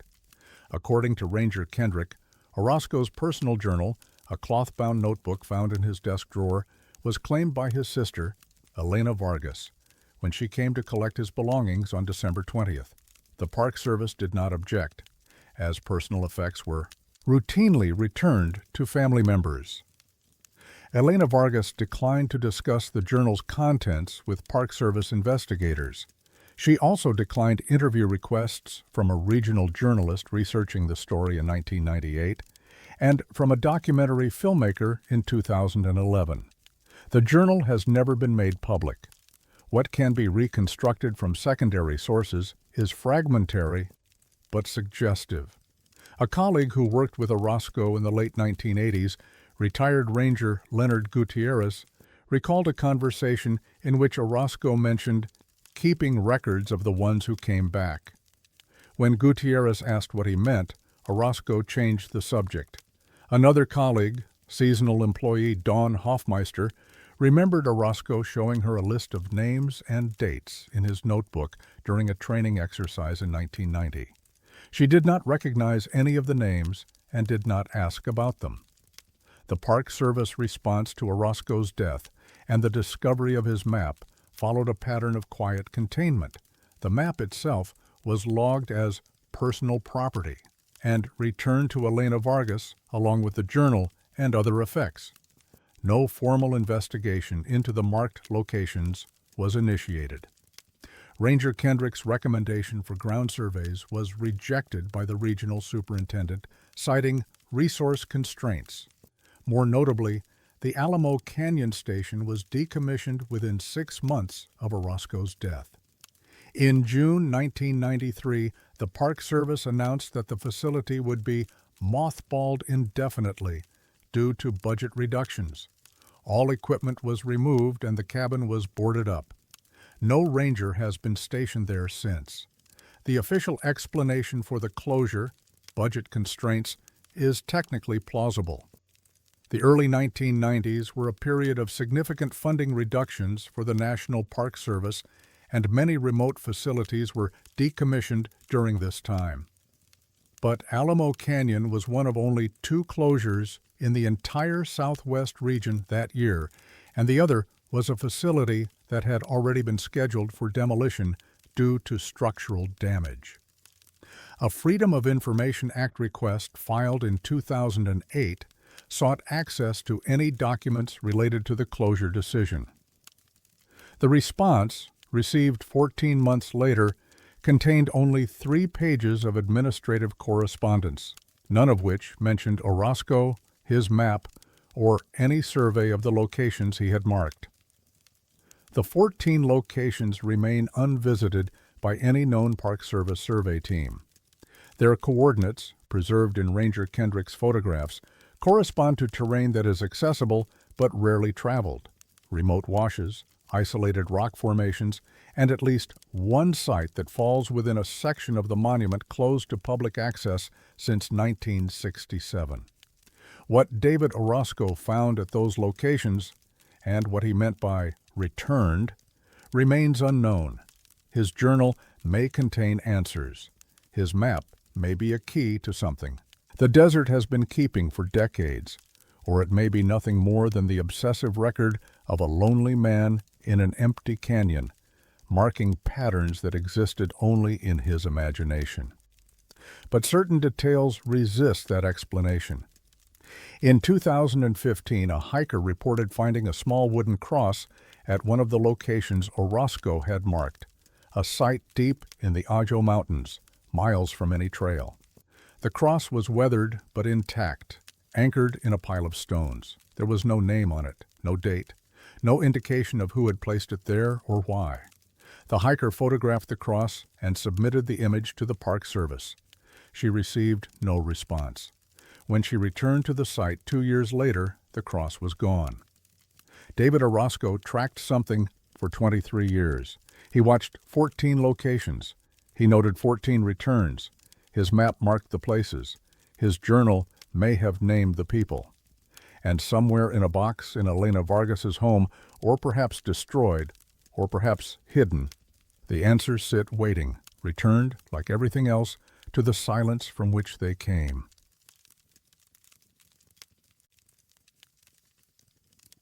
She knew things about the dead that only the dead should know. Puerto Blanco Drive is a 21-mile scenic loop that winds through the western section of Organ Pipe Cactus National Monument, passing through some of the most isolated terrain in the Arizona borderlands. The road is unpaved for most of its length, passable only in dry weather and only in vehicles with high clearance. It traces the edge of the Puerto Blanco Mountains before descending into a series of broad valleys that extend to within 2 miles of the Mexican border. There are no services along the route, no emergency call boxes, and no reliable cell phone coverage. Rangers advise visitors to carry extra water and inform someone of their plans before attempting the drive. The area has a long and troubled history. During the 1980s and 90s, as border enforcement tightened in urban areas, migrant crossing routes shifted into increasingly remote terrain. Organ Pipe became one of the deadliest corridors in the United States for unauthorized border crossers, with dozens of deaths documented each year from exposure, dehydration, and hyperthermia. The monument was designated the most dangerous unit in the National Park System in 2003, following the murder of Ranger Chris Eggle by a suspected drug trafficker. The designation was quietly removed several years later, but the dangers remained. Many who die in the desert are never found. Those who are found are often unidentifiable, bodies reduced by heat and scavengers to skeletal remains, personal effects scattered by animals or lost to the elements. The Pima County Medical Examiner's Office maintains files on hundreds of unidentified border crossers, each assigned a case number and a tentative description based on whatever evidence can be recovered. Some are eventually identified through DNA matching or dental records. Most are not. The names of the unidentified dead are not released to the public. Their case files are sealed. Their locations of recovery are documented only in internal records. On the morning of December 25, 2011, a wildlife photographer named Garrett Lundgren was driving the Puerto Blanco Loop shortly after sunrise when he encountered a woman walking alone on the roadside approximately 8 miles from the nearest trailhead. The woman appeared to be elderly. Lundgren estimated her age at 70 to 75 and was dressed in clothing that seemed inappropriate for the terrain: a dark wool shawl, a long cotton skirt, and leather sandals worn nearly through at the soles. She carried no water, no pack, and no identification. Lundgren stopped his vehicle and approached the woman, asking if she needed assistance. She did not respond in English. When he repeated his question in Spanish — he had studied the language in college — she looked at him with what he later described as an expression of profound exhaustion and began speaking rapidly, her words tumbling out in a stream he struggled to follow. She was naming people, giving first names, last names, and dates, 3 names in total. After each name, she said the same phrase: encontrado pero no conocido, found but not known. Lundgren wrote the names in a small notebook he kept in his camera bag. He then helped the woman into his vehicle and drove directly to the monument's visitor center near Lukeville, arriving at approximately 8:15. The visitor center was closed for the holiday, but a ranger on emergency duty, Denise Kowalski, responded to Lundgren's call and met them in the parking lot. Ranger Kowalski's incident report, filed later that day, provides the most complete official account of the encounter. The woman gave no name when asked. She did not know where she had come from or how she had reached the monument. She appeared confused about the date and the year. Her clothing, Kowalski noted, was heavily worn and appeared to be very old, possibly handmade, in a style I did not recognize. When Kowalski asked the woman if she had family or friends who could be contacted, the woman shook her head and repeated the 3 names she had given to Lundgren. She then added a 4th name and date, and a 5th, and a 6th. By the time the ambulance arrived from Ajo, the woman had spoken 11 names. Each was accompanied by a date of death and the phrase, encontrado pero no conocido. Kowalski transcribed all 11 names in her report. She did not, at the time, understand their significance. The woman was transported to the Ajo Community Health Center, a small facility approximately 35 miles north of the monument. The admitting physician, Dr. Samuel Aguilar, noted that she was mildly dehydrated, but otherwise in good health for her apparent age. She was cooperative, but uncommunicative, responding to questions only with repetitions of the names she had already provided. Dr. Aguilar ordered IV fluids and a psychiatric evaluation for the following morning. At approximately 2:20 in the morning on December 26th, a nurse conducting routine rounds discovered that the woman's bed was empty. The IV line had been removed and placed neatly on the bedside table. The woman's clothing, which had been stored in a closet in the room, was gone. The door to the room was closed. No one on staff had seen her leave. Hospital security conducted a search of the facility and the surrounding grounds. They found no trace of the woman. Ajo police were notified and expanded the search to include the town's main streets and nearby desert areas. The search continued for 3 days. The woman was never found. What transforms this incident from a missing person case into something more difficult to explain is what happened in the weeks that followed. Ranger Kowalski, troubled by the encounter, shared the list of names with a colleague in the Monument's Law Enforcement Division. That colleague, whose name has been redacted from subsequent documents, recognized the format of the information, the combination of names and dates, as consistent with internal records maintained by the Pima County Medical Examiner's Office. A quiet inquiry was made. The results were never officially released, but fragments have emerged through interviews with individuals involved in the investigation. Of the 11 names the woman provided, 3 matched exactly with unidentified remains recovered from Organ Pipe Cactus National Monument between 2006 and 2010. The names were not aliases or nicknames. They were full legal names, later confirmed through DNA matching with family members in Mexico and Central America. The dates the woman provided corresponded precisely to the estimated dates of death recorded in the medical examiner's files. The 3 names had never been publicly released. The families had not yet been notified at the time of the woman's appearance. The identifications were not completed until months after she vanished. The remaining 8 names have never been matched to any known remains or missing persons reports. Investigators have speculated that they may correspond to individuals whose bodies have not yet been found or who were never reported missing in the first place. The woman's identity has never been established. Hospital records from the Ajo Community Health Center show no admission on December 25th or 26th, 2011, matching her description. Dr. Aguilar, when contacted by researchers in 2014, confirmed that he remembered treating the woman but could not explain the absence of documentation. "I remember her clearly," he said. "I remember her eyes, but when I went back to pull her chart, there was nothing there. No intake form, no billing record, nothing." Garrett Lundgren's photographs from that morning, he took several images of the desert landscape before encountering the woman, show no sign of another person on the road.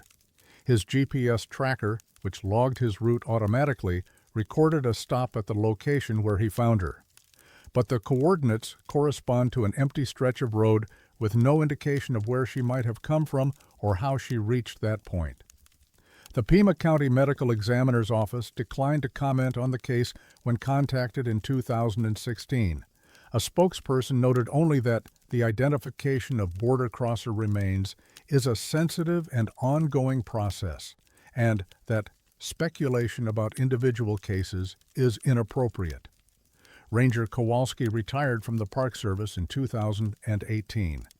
In a brief interview conducted for a regional podcast that year, she reflected on the encounter with visible discomfort. "I've thought about her every Christmas since," Kowalski said. "I don't know who she was. I don't know how she knew those names. I don't know where she went. But I know she wasn't confused. When she said those names, she knew exactly what she was saying. She was telling us something, and I don't think we were supposed to understand." The 11 names remain in Kowalski's original report, filed in the monument's Incident Archive. 8 of them have never been matched to any known individual, living or dead.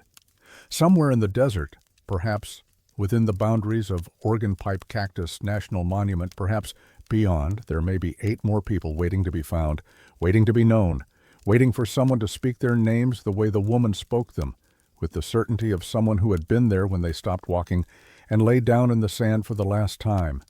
She knew their names. She knew when they died. She knew they were found, but not known. And then she disappeared, as if the desert had simply called her back.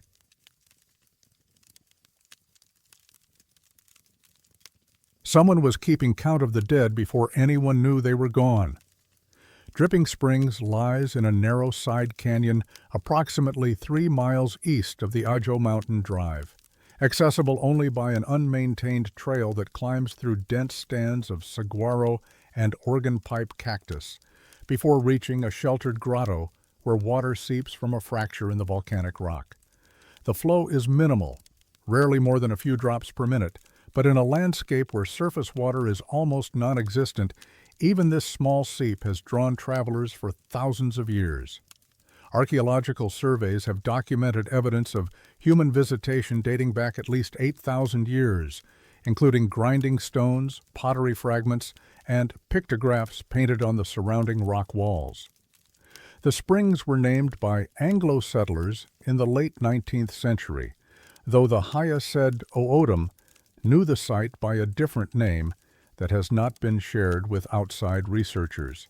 According to ethnographic records from the 1930s, the springs held spiritual significance for the indigenous peoples of the region, though the nature of that significance was never fully documented. One researcher noted only that the site was associated with transitions and not to be visited casually. For most of the 20th century, Dripping Springs saw few visitors. The trail was poorly marked, the terrain was challenging, and the water flow was too minimal to justify the effort of reaching it. Rangers occasionally patrolled the area, but rarely stayed longer than necessary to check for signs of illegal activity or distressed hikers. That changed in December of 1991. On the morning of December 26, 1991, Ranger Carolyn Padilla conducted a routine patrol of the Dripping Springs area, following reports of unauthorized camping in the surrounding canyon. She found no campers. What she found instead was a small package wrapped in brown paper placed on a flat rock at the base of the springs. The package was approximately 4 inches by 6 inches and weighed almost nothing. It was tied with cotton string and bore no address, no postmark, no indication of where it had come from or who had left it. Padilla logged the discovery in her patrol report and transported the package to the monument's headquarters near Lukeville. Inside the wrapping was a photograph, a color snapshot, slightly faded, showing a young man in his early 20s standing in front of what appeared to be a small wooden house. The man was smiling. He wore a blue work shirt and held a straw hat in his left hand. On the back of the photograph, written in pencil, were 2 words, a name and a date. The date was April 19, 1991. The name matched a set of remains that had been recovered from the monument's western sector 3 months earlier, remains that at the time of Padilla's discovery had not yet been identified. The identification would not be confirmed until February of 1992, when DNA samples were matched with a family in Oaxaca, Mexico. The man in the photograph was 23 years old when he died. He had been attempting to cross the border to find work in Phoenix. His body was found in a wash approximately 14 miles from Dripping Springs. There was no known connection between the recovery site and the springs. There was no explanation for how his photograph had arrived at that location, wrapped as if it were a gift. The following year, on December 26, 1992, another package appeared at Dripping Springs, then another in 1993, and another in 1994. The pattern continued for 11 consecutive years. Each package was identical in construction: brown paper, cotton string, no markings. Each contained a single photograph of a person who had died within the monument's boundaries during that calendar year. Each photograph was labeled with a name and a date on the reverse. The rangers who documented these discoveries approached them with varying degrees of unease. Ranger Marcus Trevino, who found the 1995 package, described the experience in an interview conducted years later for a regional historical society. "I'd heard about the previous ones," Trevino said. "Everyone had, but there's a difference between hearing about something and seeing it yourself. The package was just sitting there like someone had walked up and placed it that morning, but there were no footprints. The sand around the springs was undisturbed. I looked carefully. Nothing." Trevino also noted a detail that appeared in several other accounts. The photographs were not new. They showed wear consistent with years of handling: soft edges, faded colors, creases from being folded or carried. They looked like pictures someone had kept in a wallet or tucked into a frame. They looked like pictures that had been loved. Ranger Angela Dominguez documented the 1998 and 1999 packages. Her incident reports are notable for their clinical precision and their underlying tension. In the 1999 report, she included an observation that had not appeared in previous documentation. "The individual depicted in this year's photograph has not been reported missing," she wrote. However, the date on the reverse, August 3, 1999, corresponds to a period of extreme heat during which multiple fatalities would be expected in the border corridor. I have requested that the photograph be retained and compared against any remains recovered in the coming months. 3 months later, remains matching the individual in the photograph were discovered in a remote section of the monument's southern boundary. The victim had not been reported missing by any family member or consulate. The photograph was the only evidence that anyone had known he existed. The Park Service's official response to the Dripping Springs packages evolved over the 11-year period from dismissal to concern to silence. Initial reports were filed as routine evidence of unauthorized memorial activity, a category that typically included roadside crosses and informal shrines left by grieving families. But the packages did not fit this pattern. The photographs were not of the deceased as they appeared at death. They were pictures from life: birthday parties, family gatherings, ordinary moments captured years before the subjects made their final journeys north. In 1997, the regional superintendent requested a formal investigation into the origin of the packages. A team from the Park Service's Investigative Services branch visited the monument, interviewed rangers, and examined the accumulated evidence. Their report, completed in March 1998, has never been made public. A Freedom of Information Act request filed in 2009 received a response stating that the document was withheld in its entirety under exemptions relating to law enforcement techniques and personal privacy. What is known is that the investigation produced no suspects, no witnesses, and no explanation for how the packages arrived at Dripping Springs or how their contents were obtained. More troubling were the cases where the photographs preceded discovery of the remains. In at least 4 of the 11 years, The individuals depicted in the packages had not yet been reported missing, and their bodies had not yet been found when the photographs appeared at the springs. The names and dates written on the reverse proved accurate in every case, but they were documented before the deaths had been officially recorded. One theory, proposed by a forensic consultant who reviewed the evidence in 2004, suggested that the packages might have been planted by someone with inside knowledge of border crossing routes and patterns. A smuggler, perhaps, or someone connected to the network of guides who led migrants through the desert. This theory did not explain how such a person would have obtained photographs of the victims before their deaths, or why they would risk discovery to deliver them to a remote location within a national monument. Another theory, advanced by an anthropologist at the University of Arizona, connected the packages to traditional practices of mourning and remembrance in indigenous communities of the Sonoran Desert. The springs, she noted, had long been associated with transitions and passages in O'odham spiritual tradition. The placement of photographs there might represent an attempt to mark the passing of souls through a landscape that had claimed them. But this theory, too, had significant gaps, not least the fact that most of the victims were not O'odham and had no known connection to the region's indigenous communities. The packages stopped appearing after 2001.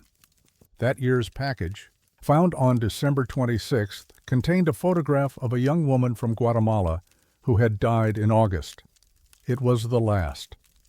2001 was also the year that Ranger Chris Eggle was shot and killed by a suspected drug trafficker near the monument's eastern boundary, the only law enforcement death in the history of the National Park Service's Southwest region. The monument was designated the most dangerous national park in America shortly afterward. Security was increased, patrols were expanded. The Dripping Springs Trail was closed to visitors indefinitely. Some have speculated that whoever left the packages simply stopped because access became too difficult. Others have suggested that the designation itself, the formal acknowledgement of death as a defining feature of the landscape, made the packages unnecessary. The dead were finally being counted. Their presence was finally being recorded. But the 11 photographs remain in the monument's evidence archive, filed in a manila folder that has not been opened since 2006. 11 faces, 11 names, 11 dates, 11 gifts, wrapped in brown paper and left at a spring where water drips from stone at the edge of the driest desert in North America. No one knows who left them. No one knows how they knew. And no one has visited Dripping Springs on December 26th since the trail was closed. The spring still flows, a few drops per minute, as it has for millennia. The flat rock at its base still sits where it has always sat. If packages have appeared there in the years since 2001, no one has been there to find them. No one has been there to count.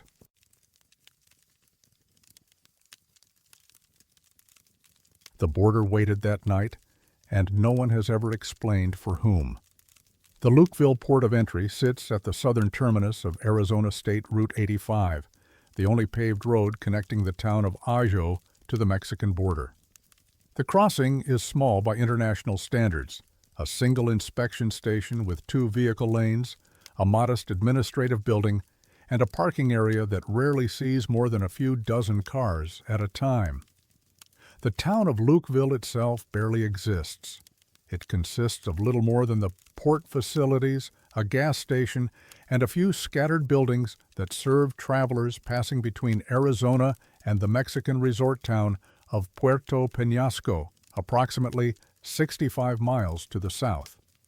The crossing was established in 1943 to facilitate wartime traffic between the United States and Mexico. For most of its history, it has been a quiet posting, far less busy than the major ports at Nogales or San Luis, handling primarily tourists, seasonal workers, and residents of the surrounding communities. Christmas Eve has traditionally been one of the slowest nights of the year, with most travelers either already at their destinations or choosing to wait until after the holiday to cross. The desert surrounding Lukeville is empty and flat, interrupted only by the low hills of Organ Pipe Cactus National Monument to the east and the Cabeza Prieta Wilderness to the west. At night, the darkness is nearly complete. The stars are bright. The silence is vast. The border, marked by a simple fence that stretches east and west toward the horizon, feels less like a boundary between nations than a line drawn across the surface of the moon. On the night of December 24, 1978, that line became something else entirely. The first indication that something unusual was occurring came at approximately 8:45 in the evening, when vehicles approaching the northbound inspection lanes began to slow and then stop. The line extended approximately 200 yards into Mexican territory, unusual for a night that should have seen minimal traffic. According to accounts collected in subsequent weeks, drivers waited in their vehicles for periods ranging from 45 minutes to more than 3 hours before being processed through customs. What made the delay unusual was not its length but the explanation offered, or rather, the lack of one. Travelers who reached the inspection window reported being told only that there was a delay and that they should wait until we're finished. When asked what was being finished, customs officials reportedly declined to elaborate. One of the first detailed accounts came from a retired school teacher named Florence Yamamoto, who was returning to Phoenix after visiting relatives in Puerto Peñasco. Yamamoto, then 61 years old, documented the experience in a letter to her sister dated December 28, 1978. The letter was later donated to the Arizona Historical Society. "We reached the border at approximately 9 o'clock, Yamamoto wrote. The line was not moving. I could see the inspection booth ahead, lit up but no cars were passing through. We sat for perhaps 20 minutes before I noticed the sound. It was footsteps, clear, deliberate footsteps on the roof of the building. I thought perhaps someone was making repairs, though that seemed odd on Christmas Eve." Yamamoto's account continues with a detail that recurs in nearly every subsequent testimony. The footsteps moved slowly from one end of the building to the other. Then they stopped. After a moment they began again, moving back in the opposite direction. This continued for what felt like an hour. The strange thing, the thing I cannot explain, is that the footsteps seemed to pause directly above each vehicle in line. I counted. They stopped 17 times before reaching us. We were the 18th car. When Yamamoto's vehicle finally reached the inspection window, she asked the customs officer about the delay. The officer, she wrote, looked at me as if I had asked about the weather. He said only, "We had to wait for someone to finish." When I asked who, he stamped my documents and waved me through. Similar accounts emerged in the weeks following Christmas. A truck driver named Hector Bustamante, who had been transporting produce to markets in Arizona, described hearing footsteps that moved like someone was inspecting each vehicle from above. A family from Tucson, the Pembertons, reported that their 2 children, ages 7 and 11, had become extremely agitated during the wait, insisting that someone was standing on top of the car. The parents heard nothing at the time, but noticed that other vehicles in line had turned off their engines and their headlights, sitting in darkness as if waiting for something to pass. The most detailed testimony came from a man named Vincent Aguilar, a Border Patrol agent stationed at the nearby Ajo sector, who happened to be crossing at Lukeville that night while off duty. Aguilar, interviewed by a Tucson journalist in 1983, provided context that other witnesses lacked. "I knew something was wrong as soon as I saw the line," Aguilar said. "Christmas Eve, that crossing should be dead, maybe 2-3 cars an hour. Instead, there were probably 40 vehicles backed up. I got out and walked toward the station to see what was happening." Aguilar described finding the inspection booth staffed but inactive. The officers on duty, 2 men he recognized from previous interactions, were standing motionless, looking up at the roof. When he asked what was going on, one of them said only, "It's almost done. Just wait." I asked what was almost done, Aguilar continued. He didn't answer. He just kept looking up. And then I heard it. Footsteps. Slow, steady, like someone walking heel to toe. They crossed the roof from the Mexican side to the American side. Then they stopped, right above where I was standing. Aguilar waited. The footsteps resumed after approximately 30 seconds, moving back toward the Mexican side. Then the customs officers returned to their stations and began processing vehicles as if nothing had happened. "I asked about it the next day," Aguilar said. "Called the port supervisor, called my own supervisor. Nobody knew anything about a delay. Nobody had any record of it. The crossing log for that night shows normal traffic volume, normal processing times. But I was there. I know what I heard. And I know 40 other people heard it too." The absence of official documentation is perhaps the most unsettling aspect of the Lukeville incident. Standard procedure required all delays exceeding 15 minutes to be logged and explained. The crossing records for December 24, 1978, show no delays, no unusual activity, and no deviation from normal operations. The staffing roster for that evening has never been released. A Freedom of Information Act request filed in 1996 sought access to any documentation related to the incident. The response, received 18 months later, stated that no responsive records existed. A subsequent request in 2004 received the same reply. Efforts to contact the customs officers who were on duty that night have been unsuccessful. One, according to Social Security records, died in 1987. The other relocated to an unknown address sometime in the early 1980s and has not been located. The Tohono O'odham Nation, whose reservation borders the Lukeville area, has no formal comment on the incident. However, a cultural liaison who spoke informally with researchers in 2008 noted that the border region had long been considered spiritually significant. "The line the government drew doesn't mean anything to the land," she said. "There are older boundaries, older rules about who crosses and when." She declined to elaborate on what those rules might be. The Lukeville Port of Entry continues to operate today, though it has been modernized several times since 1978. The original inspection station was demolished in 1992 and replaced with a larger facility. No unusual incidents have been reported since. But the accounts from that Christmas Eve persist. 17 travelers who described the same sound, the same delay, the same refusal of explanation. Footsteps on a roof where no one should have been walking. A pause above each vehicle, as if someone were counting, or searching, or choosing. Florence Yamamoto, in her letter to her sister, concluded with an observation that has stayed with those who have studied the case. "I am not a superstitious woman," she wrote. "I do not believe in ghosts or spirits or things that cannot be explained. But I will tell you this. When those footsteps stopped above our car, I felt something I have never felt before. It was not fear. It was the feeling of being seen by something that was deciding whether to let us pass." She crossed that border on Christmas Eve, 1978. She never crossed at Lukeville again, and whatever walked the roof that night, counting vehicles, pausing above each one, waiting for something that no official record acknowledges, finished what it came to do and moved on. The border opened. The travelers passed. The silence returned. But the footsteps, according to those who heard them, did not fade.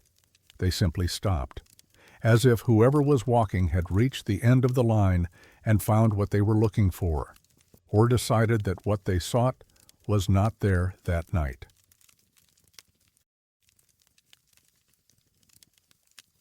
The mountains sang that night, and no one was there to sing. The Ajo Mountains form the eastern boundary of Organ Pipe Cactus National Monument, a volcanic range that rises sharply from the desert floor to peaks exceeding 4,700 feet.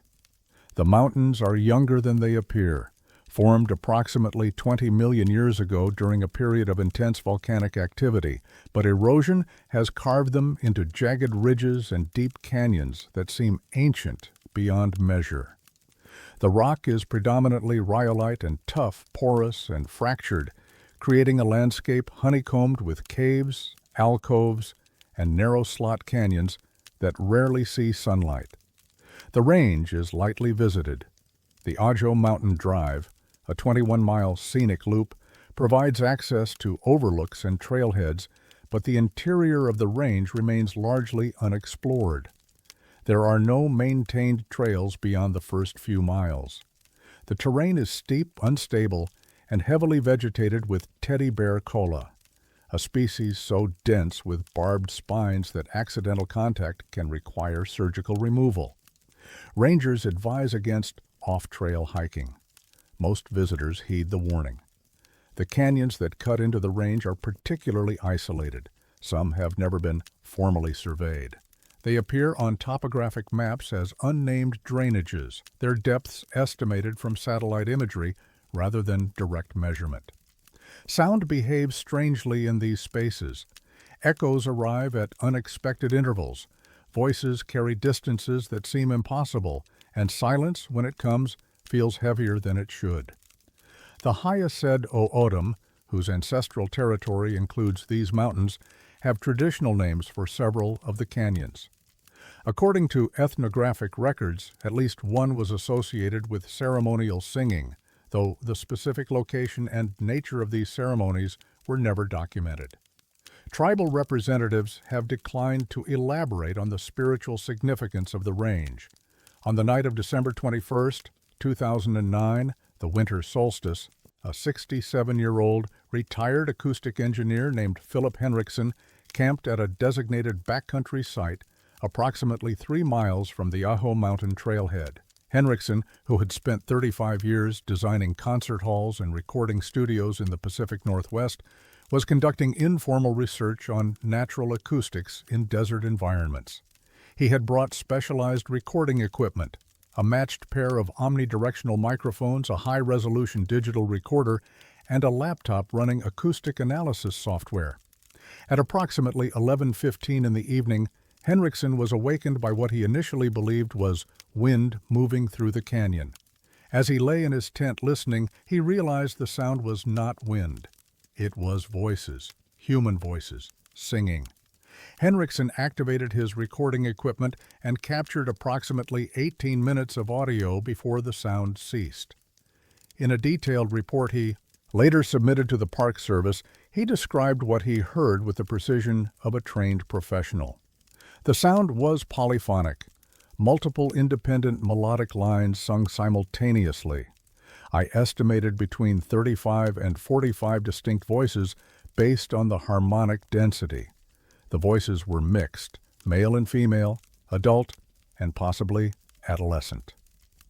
The intervals between voices were precise to within approximately 2 cents, which is extraordinary even for trained professional choirs.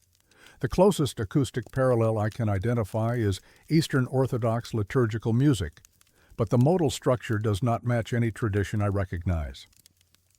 Henriksen also noted several anomalies in the spatial characteristics of the sound. The voices appeared to emanate from a box canyon approximately 1.2 miles to my northeast.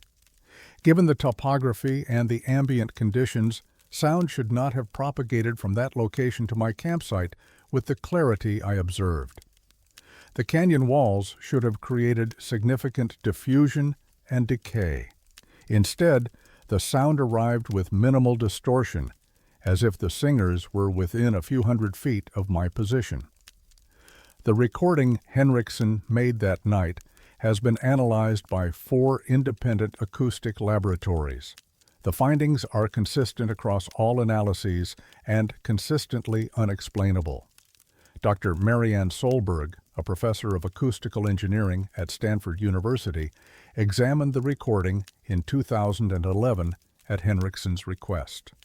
Her report, which she has permitted to be quoted in subsequent documentation, identified 42 distinct vocal signatures in the recording. The voices are unambiguously human, Dr. Solberg wrote. The formant structures, the vibrato characteristics, the harmonic overtones, all are consistent with human vocal production. What is not consistent is the precision. The pitch accuracy across all voices is within a margin that would be difficult to achieve even with professional singers in controlled studio conditions. In an outdoor environment, with no visible conductor and no acoustic treatment, it should be impossible. Dr. Solberg also noted anomalies in the recording's noise floor. There is no ambient sound, she wrote. No wind, no insects, no rustling vegetation. The only sound on the recording is the voices. This suggests either that the recording was made in an acoustically isolated environment, which Mr. Henriksen's campsite clearly was not, or that the sound source exhibited properties I cannot explain. Henriksen himself has been reluctant to speculate on the origin of the sound. In interviews, he has consistently emphasized the empirical nature of his observations while acknowledging their apparent impossibility. I have spent my career understanding how sound moves through space, he said in a 2012 interview with a regional public radio station. I know what I heard. I know what my equipment recorded. I do not know what made the sound. I only know that according to every principle of acoustics I understand, what I recorded should not exist. The Park Service response to Henriksen's report was measured but limited. A ranger visited his campsite the following day and confirmed that no other campers had been in the backcountry that night. Permits are required for overnight stays, and the registry showed only Henriksen's name. The ranger also hiked approximately 1 mile toward the canyon Henriksen had identified as the sound source, but did not reach it due to difficult terrain. In his incident report, filed December 23, 2009, the ranger noted, "No evidence of human activity in the area, no campfire remains, no footprints, no litter. Mr. Henriksen's account is detailed and credible, but I cannot corroborate his observations." A subsequent request for satellite imagery of the area on the night in question, filed by Henriksen himself through a commercial provider, revealed no heat signatures or signs of human presence within 12 miles of the canyon. The imagery, taken at 1:14 in the morning, approximately 2 hours after Henriksen's recording ended, showed only rock vegetation and the ambient temperature variations of the desert at night. More troubling is the pattern that emerged when researchers examined historical records. In 1983, a backcountry ranger named Dolores Medina filed a report describing choral singing heard from an unnamed canyon in the Ayo Range on December 21st. In 1991, a wildlife biologist conducting owl surveys documented hearing what sounded like a church choir in the same general area on December 22nd. Neither report was investigated. When Henriksen contacted Medina, now retired and living in New Mexico, she confirmed her 1983 experience but declined to discuss it in detail. "I wrote what I heard," she told him. "Nobody believed me then. I'm not sure I believe myself now. But I never went back to that part of the range, not on the solstice, not ever." The O'odham Cultural Liaison, contacted by researchers in 2014, offered no explanation but suggested that the phenomenon might not require one. "The mountains have been singing for a long time," she said, "longer than we have been here. Some places remember things. Some places do things we don't understand. The question isn't what's making the sound. The question is why you can hear it now, when your people couldn't hear it before." Philip Henriksen has returned to Organ Pipe Cactus National Monument 3 times since his initial recording. He has camped at the same site on the winter solstice in 2012, 2015, and 2018. He has not heard the choir again. His recording remains in the archives of the Stanford Acoustics Laboratory, cataloged under his name and the date of capture. It has been played at 2 academic conferences and referenced in one peer-reviewed paper on anomalous sound phenomena.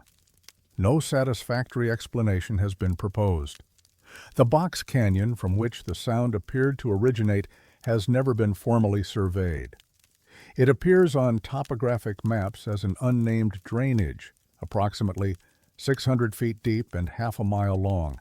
Satellite imagery shows no trails, no structures, no evidence of human presence. But on certain nights, perhaps only one night per year, when the darkness is longest and the desert is coldest, the mountains may still sing. 40 voices, precise harmonies, music that matches no known tradition, and no one there to sing it.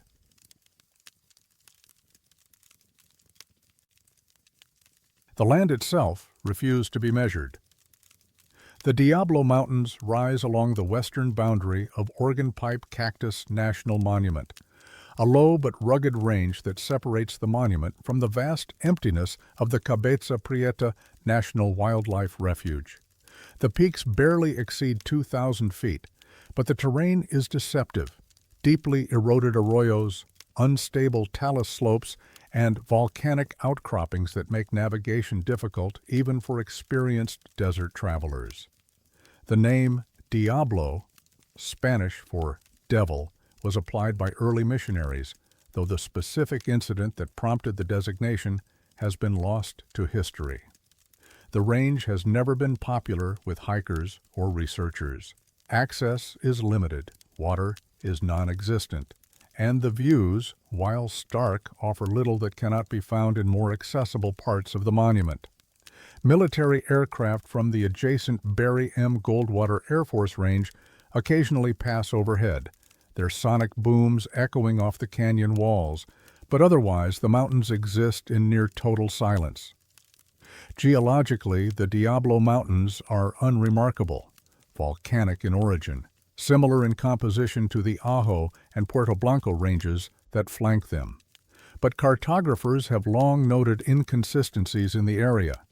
Maps from different eras show slightly different configurations of peaks and drainages. Survey markers placed in the early 20th century have been found in locations that do not match their documented coordinates. The discrepancies are small, rarely more than a few dozen feet, but they are persistent, appearing across multiple surveys conducted by different teams using different methods. The most detailed documentation of these anomalies comes from a survey conducted in the winter of 1964. The survey team arrived at Organ Pipe Cactus National Monument on December 15, 1964, under contract from the United States Geological Survey. Their mission was to establish precise elevation benchmarks throughout the monument's western sector, part of a broader effort to update topographic maps across southern Arizona. The team consisted of 4 men: project lead Howard Jansen, a 43-year-old surveyor with 18 years of experience, assistant surveyor Mitchell Delacroix, age 31, equipment technician Roy Nakamura, age 28, and field assistant Bernard Kowalczyk, age 24. The first week of work proceeded without incident. The team established benchmarks along the Puerto Blanco Drive in the Growler Valley and at several points along the monument's northern boundary. Their measurements were consistent, their equipment was functioning properly, and they were ahead of schedule. On December 23rd, they entered the Diablo Mountains. The problems began almost immediately. According to Jensen's field notes, the team's initial measurement of a baseline distance between 2 fixed points, a standard calibration procedure, yielded a result, approximately 23 feet longer than the same measurement taken the previous day at a nearby site. Assuming equipment malfunction, Nakamura inspected the theodolite and electronic distance meter. Both appeared to be functioning normally.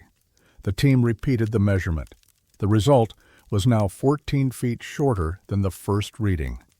Over the next 3 days, the surveyors documented more than 40 separate measurements in the Diablo Mountains sector. According to Jansen's notes, none of them were consistent. Distances between fixed points varied by as much as 40 feet, between readings taken hours or even minutes apart. Elevation measurements fluctuated by similar margins. Triangulation calculations that should have produced closed figures instead showed errors that exceeded acceptable tolerances by orders of magnitude. "The instruments are not malfunctioning," Johnson wrote in his December 24th entry. "We have calibrated repeatedly against known benchmarks. The equipment is precise. The land is not."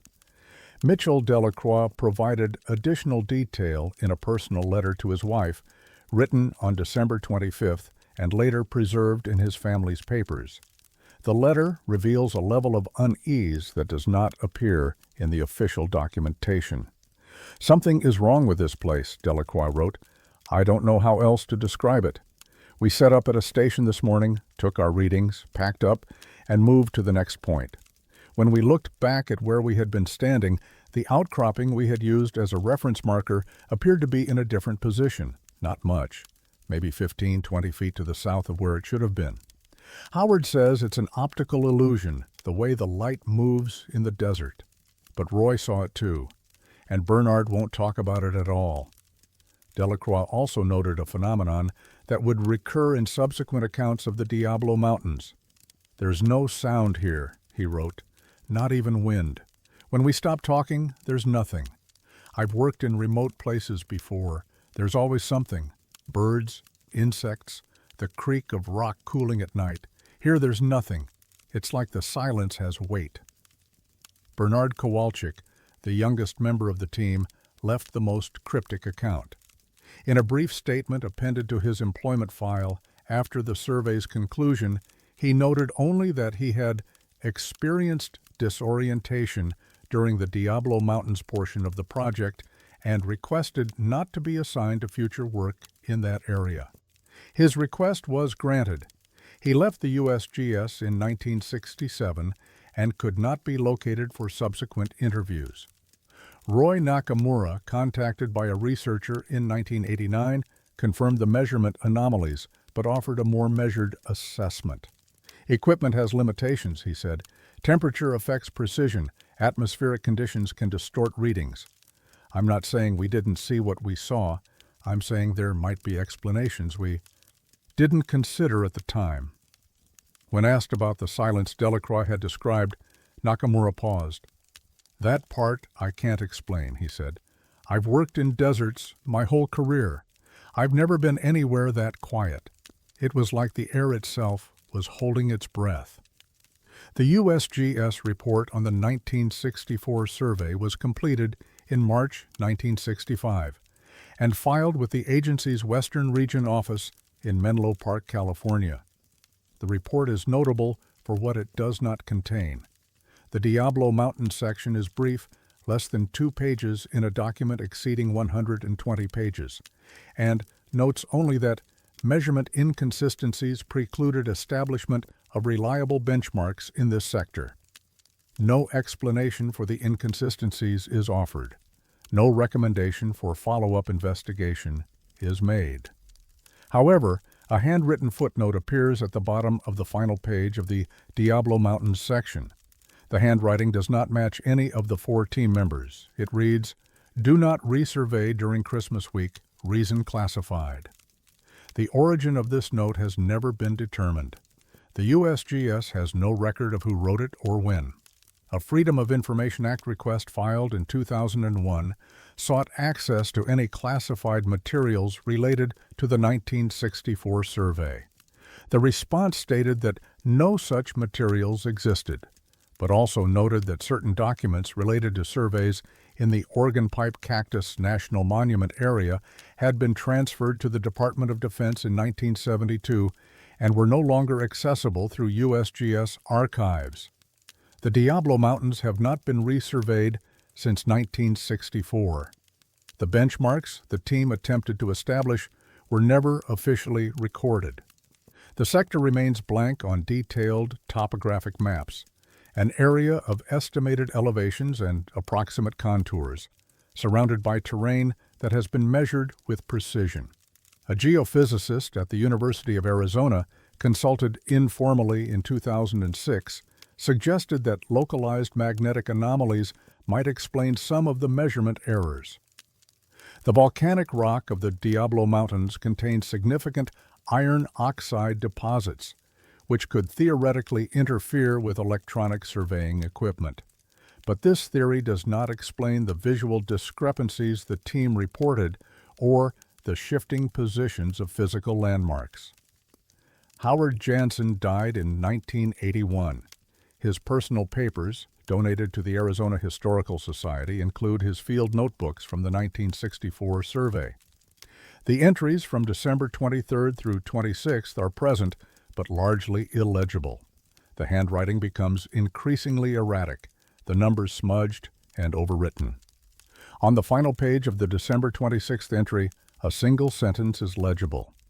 The distances are correct, the mountains are not. The Diablo Mountains remain unmapped in detail, the silence remains unbroken, and the footnote remains unexplained, a warning written in an unknown hand, directing future surveyors away from a place where measurement fails and the land refuses to hold still. Somewhere in the USGS archives, or perhaps in a Department of Defense facility that acknowledges no connection to civilian surveys, there may be a file that explains what happened in December 1964, what the team found, why the reason was classified. But no one has looked for it, and no one surveys the Diablo Mountains during Christmas week. The instruction has been followed for 60 years, passed down through agency channels without question, without context, without anyone left who remembers why. Some rules outlast their explanations, some places resist understanding, and some distances, once measured, refuse to stay the same.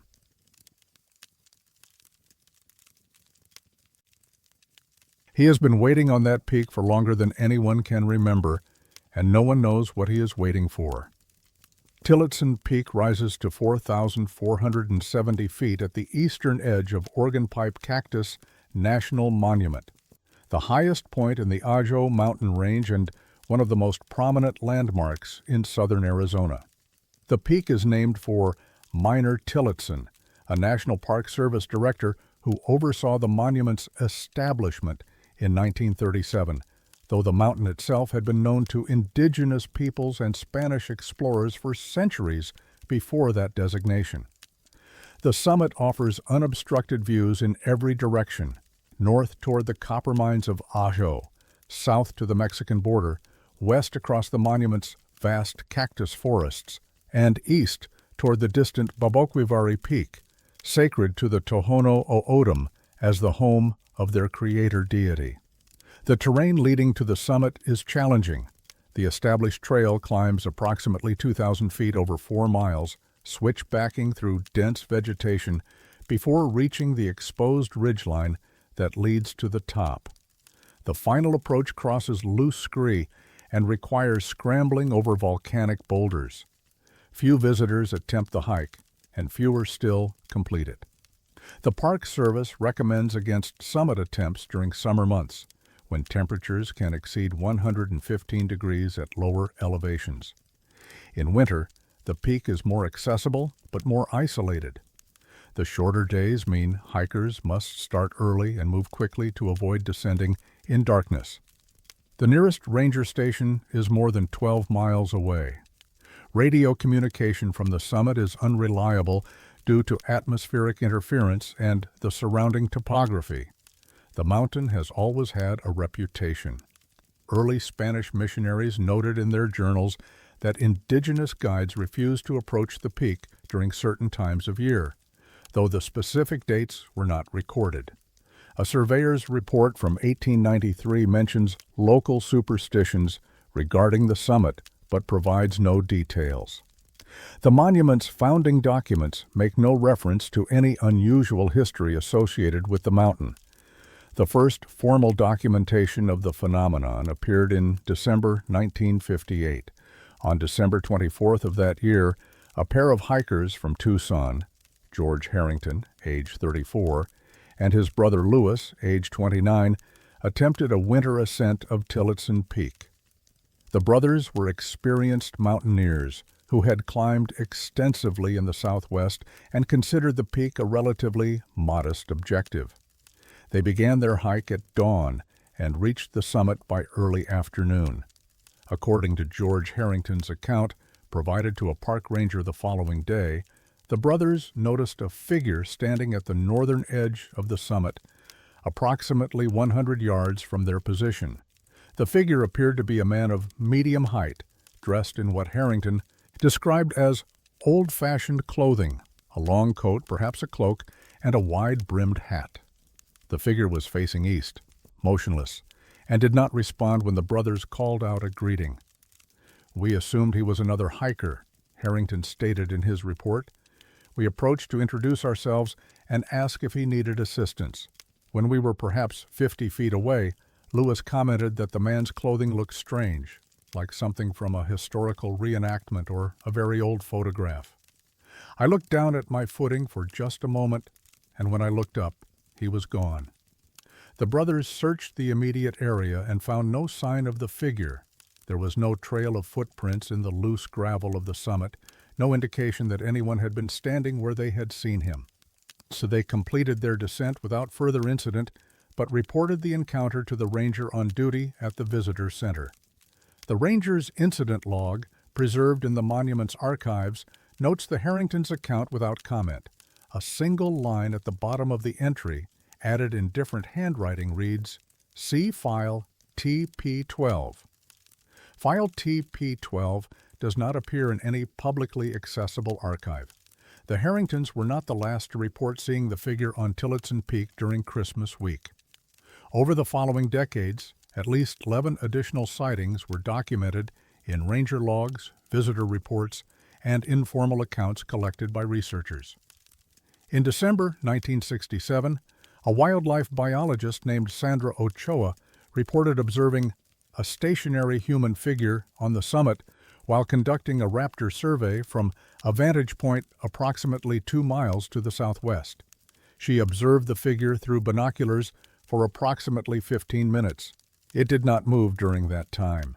When she lowered her binoculars to make notes, she was unable to relocate the figure.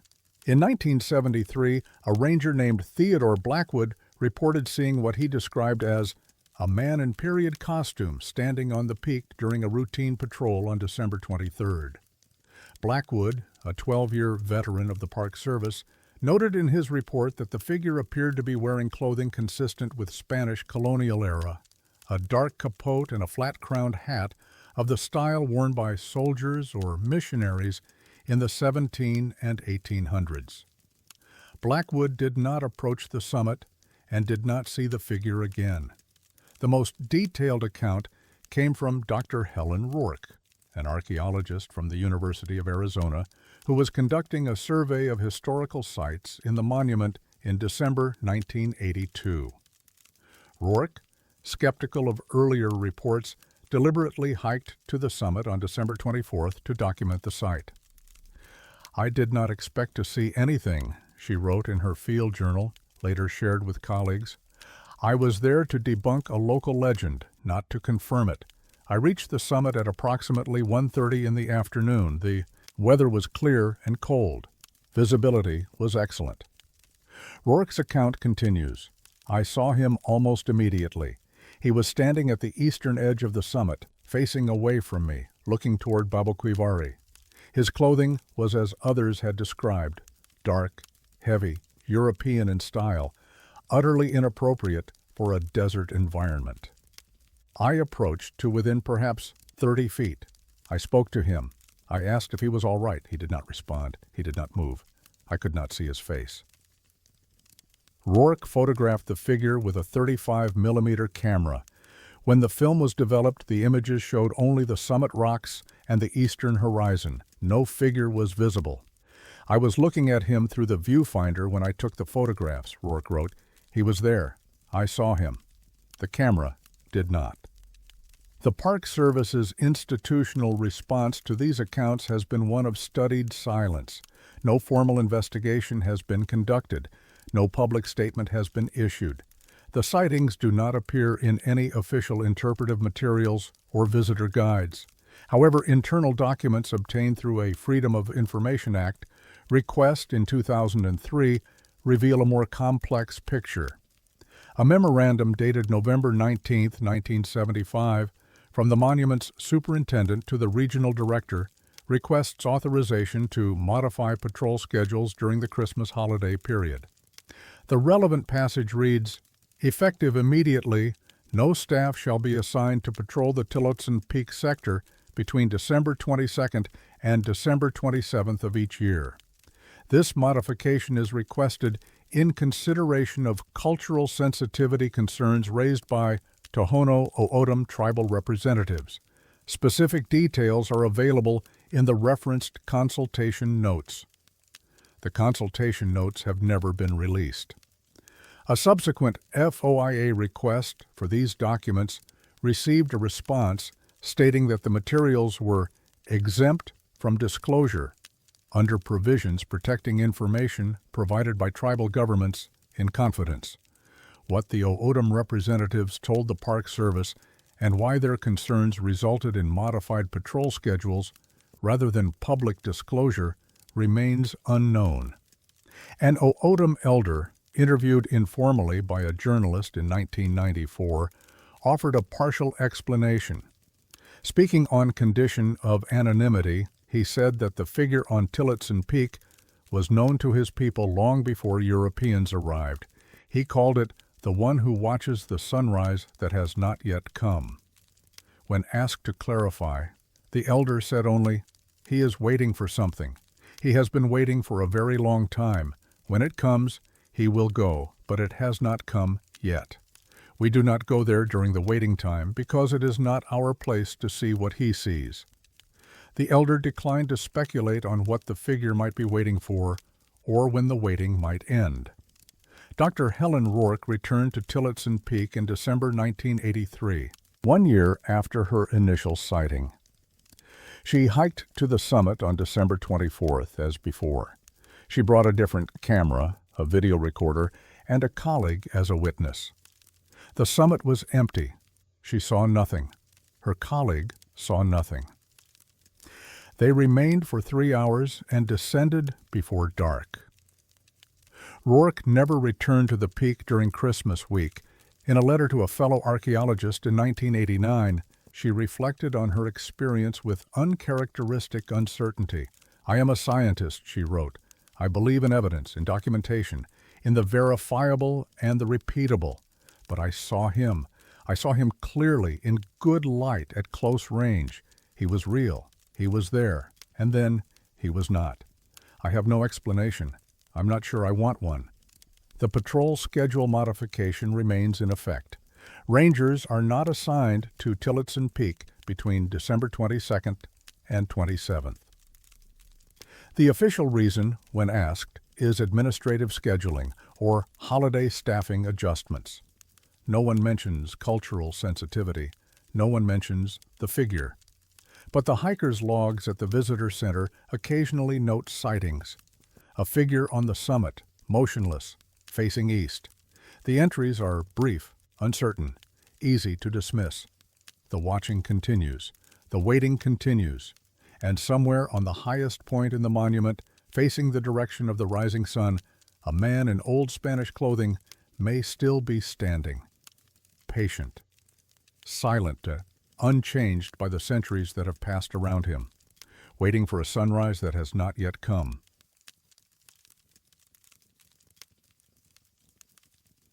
Someone was sending letters to a place where no mail could arrive. Dos Lomitas Ranch lies in the remote southern reaches of Organ Pipe Cactus National Monument, approximately 8 miles from the Mexican border, along a deteriorating dirt track that becomes impassable after heavy rain. The ranch was established in the early 1920s by a family named Corbett, who ran cattle on the surrounding range until the land was incorporated into the National Monument in 1957. The family retained grazing rights until 1976, when the last resident, an elderly widow named Esther Corbett, passed away, and the property reverted fully to federal management. The ranch buildings were never demolished. A main house, a small bunkhouse, A storage shed and a wooden corral remain standing, though all have fallen into advanced decay. The structures are occasionally visited by rangers conducting boundary patrols and by researchers studying historical ranching practices in the Sonoran Desert. Otherwise, the site sees no human traffic. Near the entrance to the ranch property, approximately 50 yards from the main house, stands a mailbox. The mailbox is mounted on a weathered wooden post and bears no name or address. It is a standard rural design, galvanized steel, slightly rusted, with a red flag that has long since frozen in the raised position. The box was installed by the Corbett family sometime in the 1940s to receive mail from a postal carrier who traveled the border roads once a week. That route was discontinued in 1968. No mail has been officially delivered to Dos Lomitas Ranch in more than 50 years. The mailbox should be empty. It is not. The phenomenon was first documented by a park volunteer named Catherine Lindholm, who worked at Organ Pipe Cactus National Monument between 1994 and 2005. Lindholm, a retired librarian from Minnesota, had relocated to Arizona following her husband's death and found purpose in the monument's volunteer interpretation program. Her duties included staffing the visitor center, leading educational hikes, and occasionally assisting rangers with administrative tasks. In December 1996, Lindholm was assigned to accompany a ranger on a routine patrol of the monument's southern boundary. The patrol included a stop at Dos Lomitas Ranch to check for signs of illegal border crossing activity. While the ranger inspected the main buildings, Lindholm wandered toward the mailbox near the property entrance. "I don't know why I opened it," she told an interviewer in 2006. "Curiosity, I suppose. It was just sitting there, this relic of a time when people actually lived out here. I lifted the lid expecting to find nothing, maybe old leaves, maybe spider webs. Instead, I found an envelope. The envelope was sealed, unaddressed, and unstamped. It showed no signs of weathering or age. Lindholm opened it on the spot. Inside was a single sheet of white paper folded once. On the paper, handwritten in blue ink, were 3 lines, a name, a date, and a phrase. The name was Rodrigo Cifuentes Alamila. The date was March 15, 1996. The phrase was "still looking." Lindholm showed the letter to the ranger, who examined it with mild interest but offered no explanation. He suggested that it might have been left by a family member of someone who had died crossing the border, an informal memorial, similar to the roadside crosses that dotted the highways throughout southern Arizona. The ranger logged the discovery in his patrol report and filed the letter with the monument's administrative records. Lindholm thought little of it until the following Christmas. On December 23, 1997, Lindholm returned to Dos Lomitas Ranch as part of another boundary patrol. She checked the mailbox again. Inside was another sealed envelope, identical in appearance to the first. The letter contained a different name, Ana Beatriz Coronado Vega, a different date, August 3, 1997, and the same phrase, "still looking." The pattern continued for 7 consecutive years. Each Christmas, between December 21st and December 26th, Lindholm found a new letter in the Dos Lomitas mailbox. Each letter contained a name, a date from that calendar year, and the words "still looking." The names appeared to be Hispanic. The dates ranged from February to November. None of the names matched any missing persons reports Lindholm could locate through public records searches. "I became obsessed with understanding what was happening," Lindholm said. "I checked that mailbox at other times of year. Nothing. I asked other volunteers and rangers if they had found letters. None of them had. I even staked out the ranch for 3 days during Christmas week in 2001, watching from a distance. I saw no one approach. But when I checked the mailbox on December 24th, the letter was there." Lindholm photographed 6 of the 8 letters she discovered, using a disposable camera she had purchased for the purpose. She uploaded the images to a personal website she maintained as a hobby, along with a brief account of her experiences. The website received minimal traffic, a few hundred visitors in its first 2 years, mostly acquaintances and fellow volunteers. In 2008, the photographs disappeared. Lindholm discovered the deletion in January of that year when a friend mentioned being unable to find the images. All 6 photographs had been removed from her website server along with the accompanying text. Her backup files, stored on a personal computer, had been corrupted and were unrecoverable. When Lindholm contacted her web hosting provider, she was told that the content had been removed at the request of a third party, but that no further information could be provided due to privacy considerations. She was advised not to re-upload the material. 3 days later, according to Lindholm's account, she received a visit at her home in Aho from 2 men who identified themselves only as federal employees. They did not show badges or provide names. They asked her about her time at Organ Pipe, about her visits to Dos Lomitas Ranch, and about the letters she had found in the mailbox. They weren't threatening, Lindholm recalled. They were polite, almost gentle, but they made it very clear that they wanted me to stop talking about the letters. They said it was a sensitive matter and that my continued interest could complicate ongoing efforts. When I asked what efforts, they didn't answer. They thanked me for my time and left. I never saw them again. Lindholm stopped visiting Dos Lomitas Ranch after 2003 when she concluded her volunteer service. She has not returned to Organ Pipe Cactus National Monument since 2005. The 8 letters she discovered have never been publicly released, and the photographs she took no longer exist in any known form. The names on the letters remain unverified. Lindholm was able to recall 4 of them from memory: Rodrigo Cifuentes, Alamia Ana Beatriz Coronado Vega, Marco Antonio Pedraza Fuentes, and Luz Elena Bustamante Serrano. None of these names appear in the public databases of unidentified border crosser remains maintained by the Pima County Medical Examiner's Office. None appear in missing persons reports filed with Mexican consulates in Arizona. None appear anywhere. This absence raises an unsettling question. If the letters were memorials to people who had died crossing the border, why do the names not match any known victims?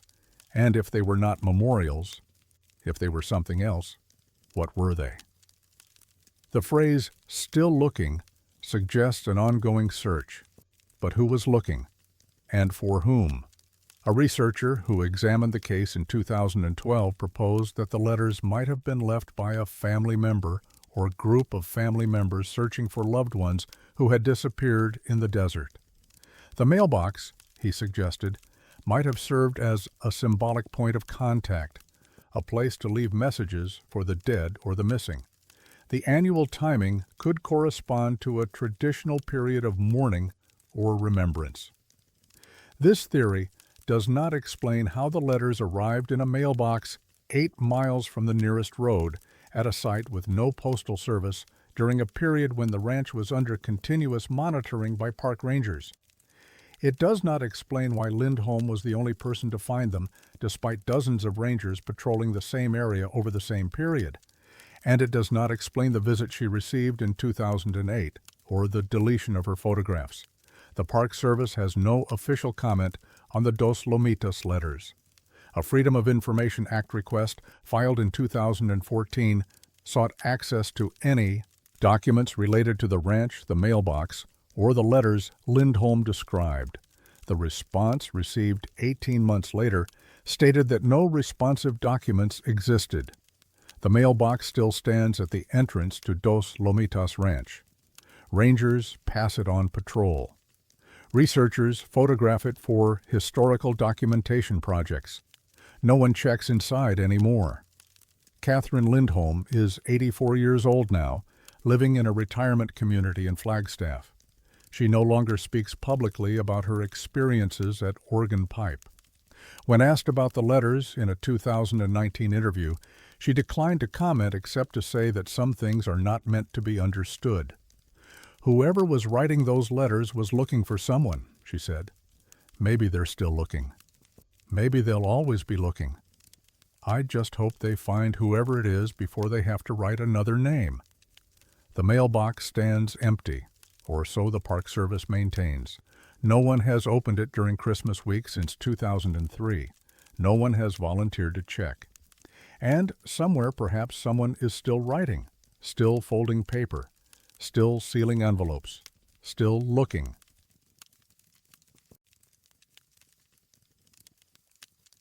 The cactus had been holding a secret for 165 years, and it took a machine to make it confess. Organ Pipe Cactus National Monument encompasses more than 330,000 acres of Sonoran desert wilderness along the Arizona-Mexico border, established in 1937 to protect one of the most diverse cactus ecosystems in North America. The monument takes its name from the organ pipe cactus, a columnar species that grows in clusters of vertical stems resembling the pipes of a church organ. The species is rare in the United States, found only in this small corner of Arizona, though it flourishes in the Mexican state of Sonora to the south. The organ pipe cactus is a slow-growing species. A mature specimen may reach heights of 20 feet or more, but such growth requires centuries. The oldest cacti in the monument are estimated to be between 200 and 300 years old, living witnesses to an era when the border did not exist, when Spanish missions still operated in the region, and when the desert was crossed only by indigenous peoples, missionaries, and the occasional explorer. The northern boundary of the monument, where the land rises toward the Ajo Mountains, contains some of the oldest and largest specimens. The terrain here is rocky and exposed, subject to intense summer heat and occasional winter frosts. The cacti that survive in this environment are hardy, resilient, and remarkably stable. They do not move. They do not change. They simply grow year by year, century by century, absorbing the desert into themselves. In 2015, the National Park Service initiated a comprehensive health assessment of the monument's cactus population. Climate change had raised concerns about increased mortality from heat stress and drought, and researchers wanted to establish baseline data for long-term monitoring. Part of this assessment involved non-invasive imaging, using portable CT scanners to examine the internal structure of cacti without cutting them open. The imaging team, led by a plant pathologist named Dr. Yolanda Estrada from the University of Arizona, arrived at the monument in February 2016. Over the following 3 months, they scanned more than 400 individual cacti across 11 designated survey plots. On March 17, 2016, while scanning specimen number 237, a mature organ pipe cactus, approximately 18 feet tall, located near the monument's northern boundary, the team discovered an anomaly. Deep within the central stem of the cactus, approximately 4 feet above ground level, the CT scan revealed a dense foreign object. The object was small, roughly 2 inches in length, and cross-shaped. Its density was consistent with metal, most likely iron or a copper alloy. The surrounding cactus tissue showed no evidence of damage, scarring, or healing response. The object appeared to have been absorbed into the growing plant, incorporated into its structure as seamlessly as the water and minerals it drew from the desert soil. Dr. Estrada's initial assumption was that the object was a piece of debris, perhaps a fragment of old fencing or mining equipment that had been accidentally embedded in the cactus at some point in its history. But closer analysis revealed problems with this explanation. The position of the object was precise. It was located at the exact center of the stem, equidistant from all external surfaces.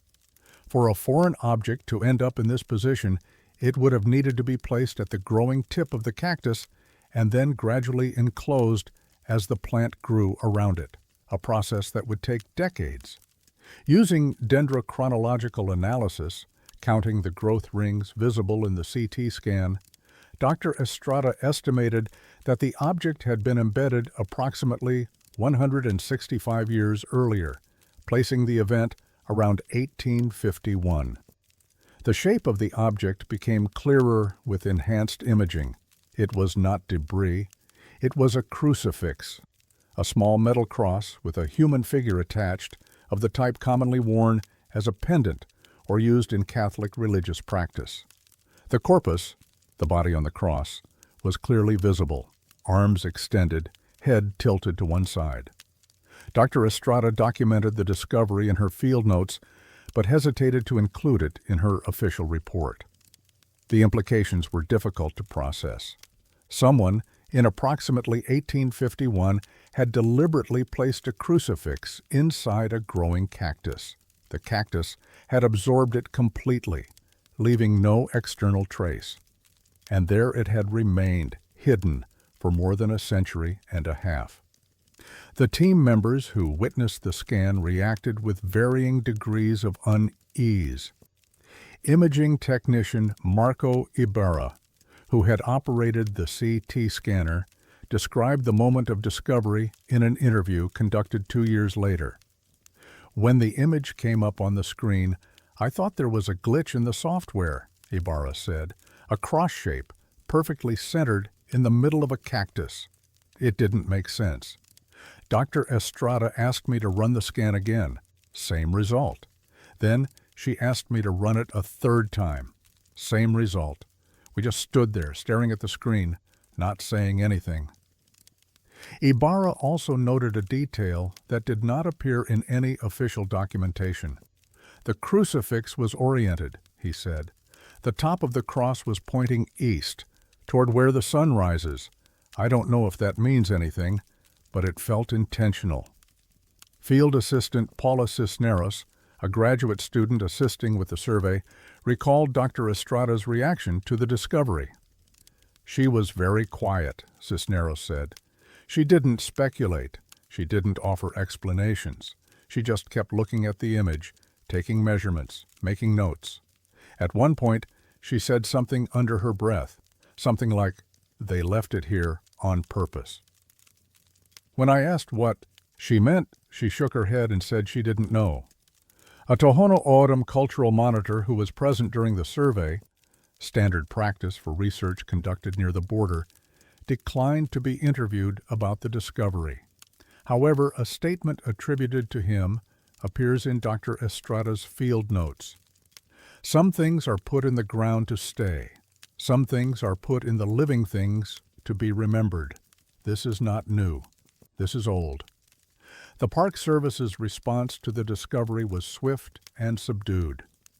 Dr. Estrada's preliminary report, submitted in April 2016, included full documentation of the anomaly, CT images, dendrochronological analysis, and her tentative conclusion that the crucifix had been deliberately placed in the cactus around 1851. She recommended further investigation, including possible extraction of the object for historical analysis. The recommendation was denied. A response from the regional superintendent, dated May 3, 2016, stated that extraction would require destruction of a significant specimen and is not justified by the available evidence. The response also noted that the discovery was not relevant to the scope of the health assessment and should be excluded from the final published report. Dr. Estrada complied. Her published paper, released in October 2017, made no mention of specimen number 237 or the object it contained. More troubling is what happened to the cactus itself. According to survey records, specimen 237 was logged in the monument's botanical database on March 17, 2016, with a full set of measurements and GPS coordinates.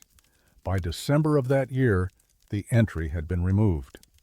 The coordinates now correspond to an empty location on the monument's digital map, a spot where, according to official records, no cactus has ever been documented. The cactus is still there. Satellite imagery confirms its presence, but it no longer exists in any Park Service database. Dr. Estrada left the University of Arizona in 2018, accepting a position at a research institute in Costa Rica. She has declined all interview requests regarding the organ pipe survey. Marco Ibarra, the imaging technician, saved copies of the CT scan images before they were removed from the project files. He has shared them with select researchers, but has refused to post them publicly, citing concerns about his professional reputation. The crucifix remains where it was found, embedded in the heart of a 200-year-old cactus, facing east, waiting for a sunrise it will never see. The cactus continues to grow, adding another fraction of an inch each year, slowly burying its secret deeper. Who placed it there? Why? These questions have no answers. 1851 was a year of transition in the Sonoran Desert. The Mexican-American War had ended 3 years earlier. The Gadsden Purchase, which would transfer this land to the United States, was still 2 years away. Spanish missions had been abandoned for decades. The indigenous peoples of the region were being pushed from their ancestral lands. Travelers crossed the desert at their peril, and many did not survive. Perhaps someone died near that cactus in 1851. Perhaps someone wanted to leave a marker, a memorial, a blessing for a place that would otherwise be forgotten. Perhaps the crucifix was placed in the growing tip of the cactus as an act of faith, a belief that the desert would preserve what humans could not. Or perhaps the explanation is something else entirely, something that the Park Service does not want documented, something that the cactus has been holding for 165 years and will continue to hold until it dies. The desert keeps its secrets, the cacti grow, and somewhere along the northern boundary of Organ Pipe Cactus National Monument, a small metal cross waits in the dark heart of a living thing, facing the east, surrounded by centuries of patient growth. It was placed there to be remembered, and now, perhaps, it has been.